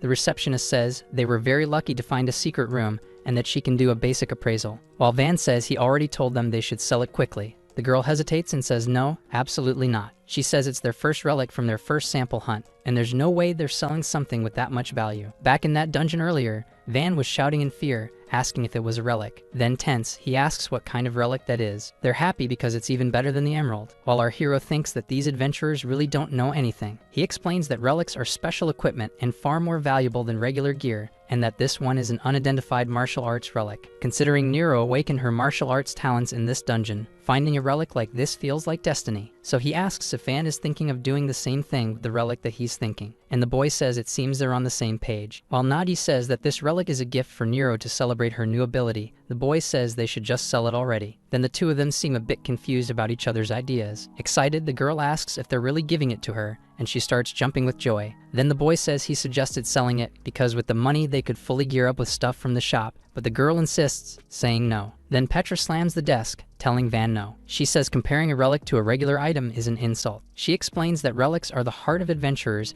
and the key to conquering dungeons, and that each relic is a magical artifact with unique abilities. That's their real value. It comes from how they resonate with Aether. And what she means is that a simple relic that matches an adventurer's Aether can make them incredibly powerful. The reason so many adventurers explore dungeons is exactly to obtain these relics. Our hero thinks Petra is absolutely right. She thinks that some high-ranking adventurers are practically covered in relics from head to toe. But there's an irony in the existence of these relics. They make ability-related equipment obsolete, like his bag, and no matter how useful that item seems to be, in a world full of relics, it would still be better. Finally, the girl says she'll take a look. She explains that she'll appraise the relic, then uses a talent to detect the item, converting the properties of the relic into text. Moments later, she receives a message saying the appraisal was successful, and the relic begins to reveal itself. That is a relic called Copycat, and it's quite rare. That thing starts mewing non-stop, while Nero is amazed by what she sees. Then a pink energy starts surrounding her. She's surprised that the relic equips itself while her friend tells her to take it off because they need to sell it. Petra congratulates her and says she has a relic with great compatibility, and Nero questions what that compatibility means. The girl then explains that some relics don't let their owners choose them,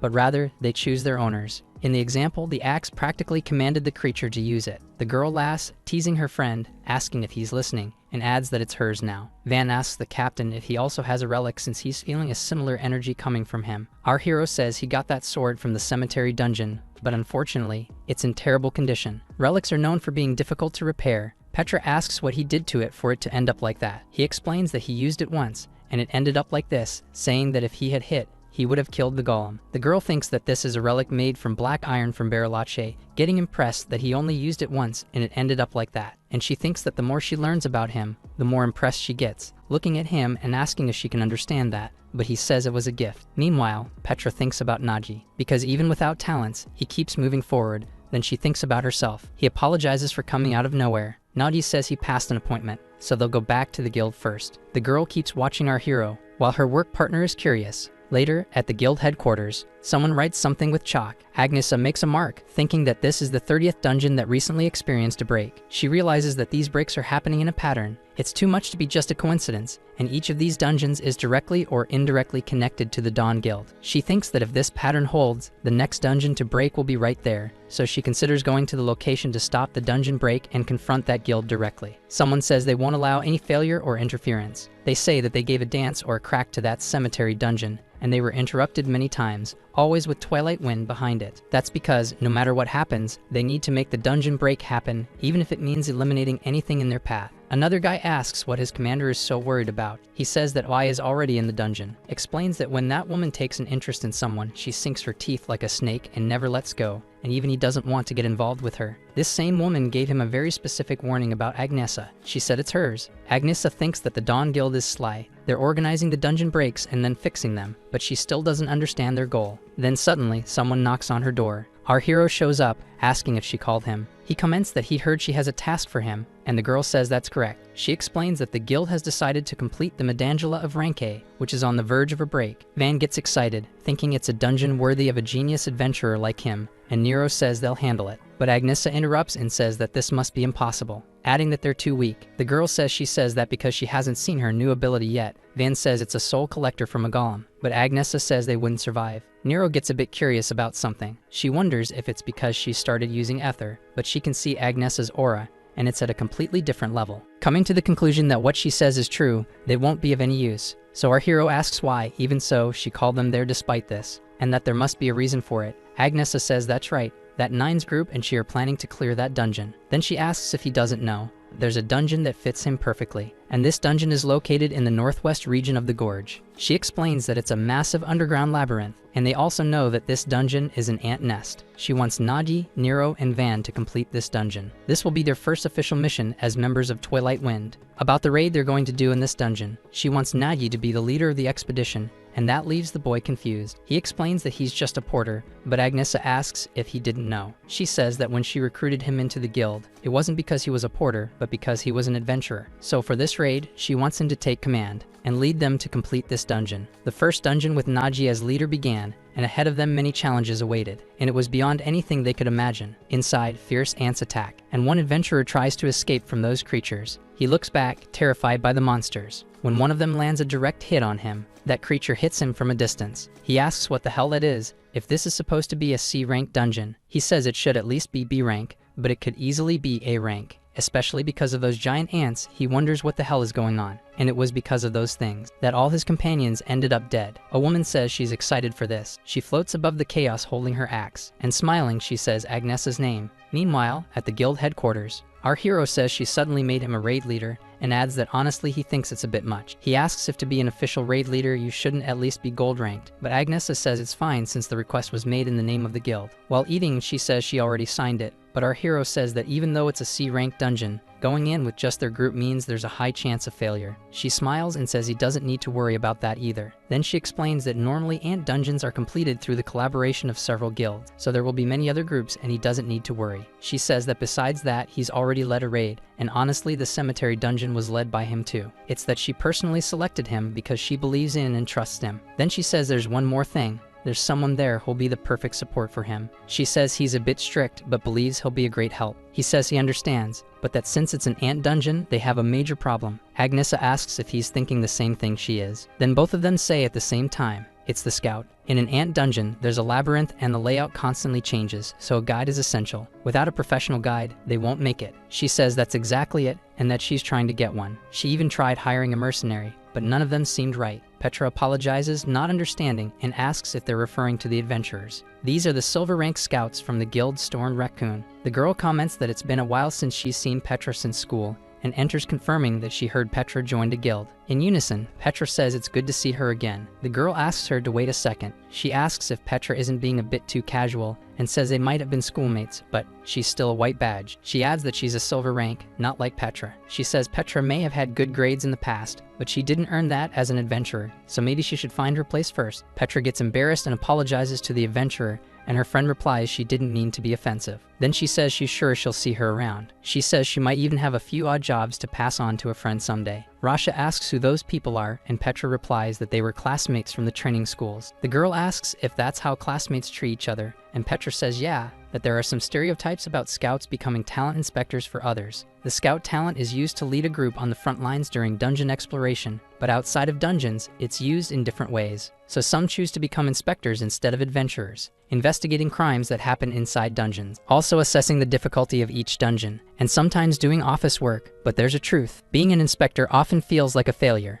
People who don't have the talent or spirit to become adventurers. Petra says she believes that girl is a textbook example. She got excited upon receiving the talent of an adventurer but didn't have the skills or the mindset to become a proper scout, so she became an inspector. Her friend questions if she isn't like that, saying that she could become an adventurer, and that's why everyone was shocked when she said she wanted to be an inspector. She explains that it's because her grandfather was completely against her becoming one, and her friend asks if he was a strict person. Petra says no, that he started crying and begged her not to do it.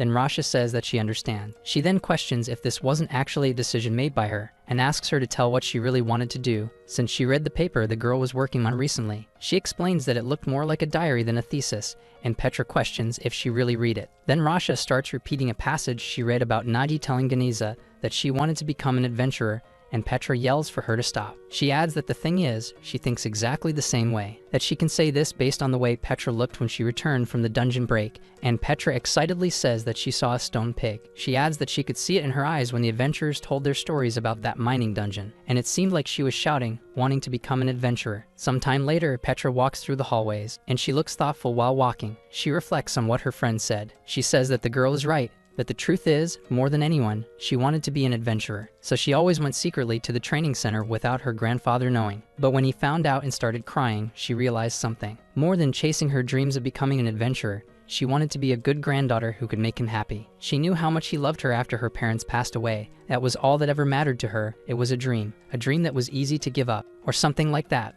But her friend seems unconvinced. The girl then says, Petra, seriously. She questions if she's some kind of idiot, catching Petra off guard. She explains that maybe it's true that her grandfather wanted a safe life for her, but what he really wanted deep down was for her to have a happy life in the way she wanted, and calls her an idiot. Petra thinks that she really did that. She questions if it's okay, if she can really do what Rasha said. Standing in front of that huge door, she snaps her fingers, and the door opens for her. Excited, she says that she's there to take her test to become an adventurer. She explains that she would like to change careers from inspector to adventurer. An old man with a mustache says that he doesn't know if this will matter, but frankly, she's a great inspector and thinks it would be better to continue like this. Petra explains that her friend said there would be an exam for adventurers today, and she thought she'd give it a try. The man asks if it was by chance. Then he says that the correct phrase would be unfortunately because he's the examiner today, and asks to introduce himself, saying his name is Mr. Pachi, but he believes he's more known by another name. My name was Adventurer Slayer. The girl is somewhat surprised by this. She thinks she's heard of him, and that he doesn't literally slay adventurers, but he's very strict, and even those who pass are given low rankings. He says that he doesn't even need to test her because people like her, trying to leave being inspectors to become adventurers, appear every year. However, the chance of success in changing careers is only 5%. He says that maybe the talents or aether change over time,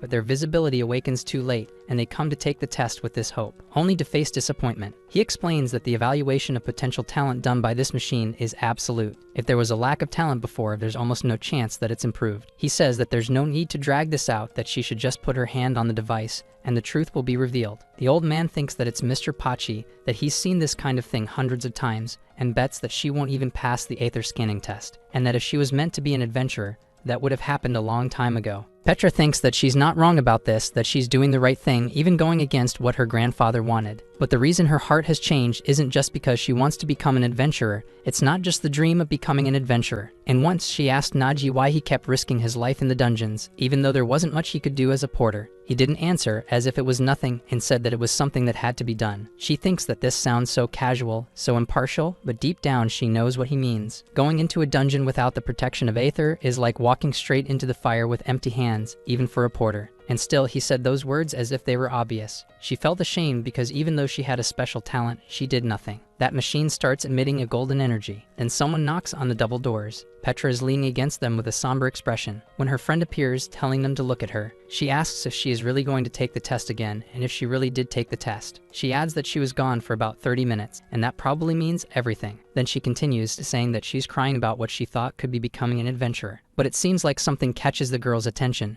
and she stops talking. She thinks, then screams, asking, "What is that?" At another location, her friend comments that this is a shame, that Petra was a good work friend, saying that she spoke to her without pretension, and now she has lost a team member. Someone says that they asked around but didn't have any luck in the end. Our hero says that about the ant dungeon, he heard that it was less of a raid and more of a cleanup job, so the adventurers avoided it. Agnesa says that this is bad, and that if they want to put this on the radio schedule, they should leave it for tomorrow morning. Nadi says that this must be by chance. If a scout could fall from the sky right now, that would be great. Suddenly, someone knocks on the door where they are. A woman enters and apologizes. Petra asks if they happen to have space for one more person in their guild. There, standing at the door, is Petra, now a gold-ranked adventurer scout. Agnesa and our hero are amazed by that sight. Then she asks if this worked. At another location, a group screams, asking what this means. They complete their statement by saying that it must be some kind of mistake, questioning how a white rank could suddenly become a gold rank. Another woman questions this, saying that this isn't like him, asking how he could skip the procedures and distribute a gold rank this way. The old man says that he can hardly believe it himself, and that the incompetence of the Adventurer Association is incredible, questioning how she could have been classified as a white rank with such an absurd level of aether, talent, and potential. He finishes by saying that he, Mr. Pachi, bets his reputation on it,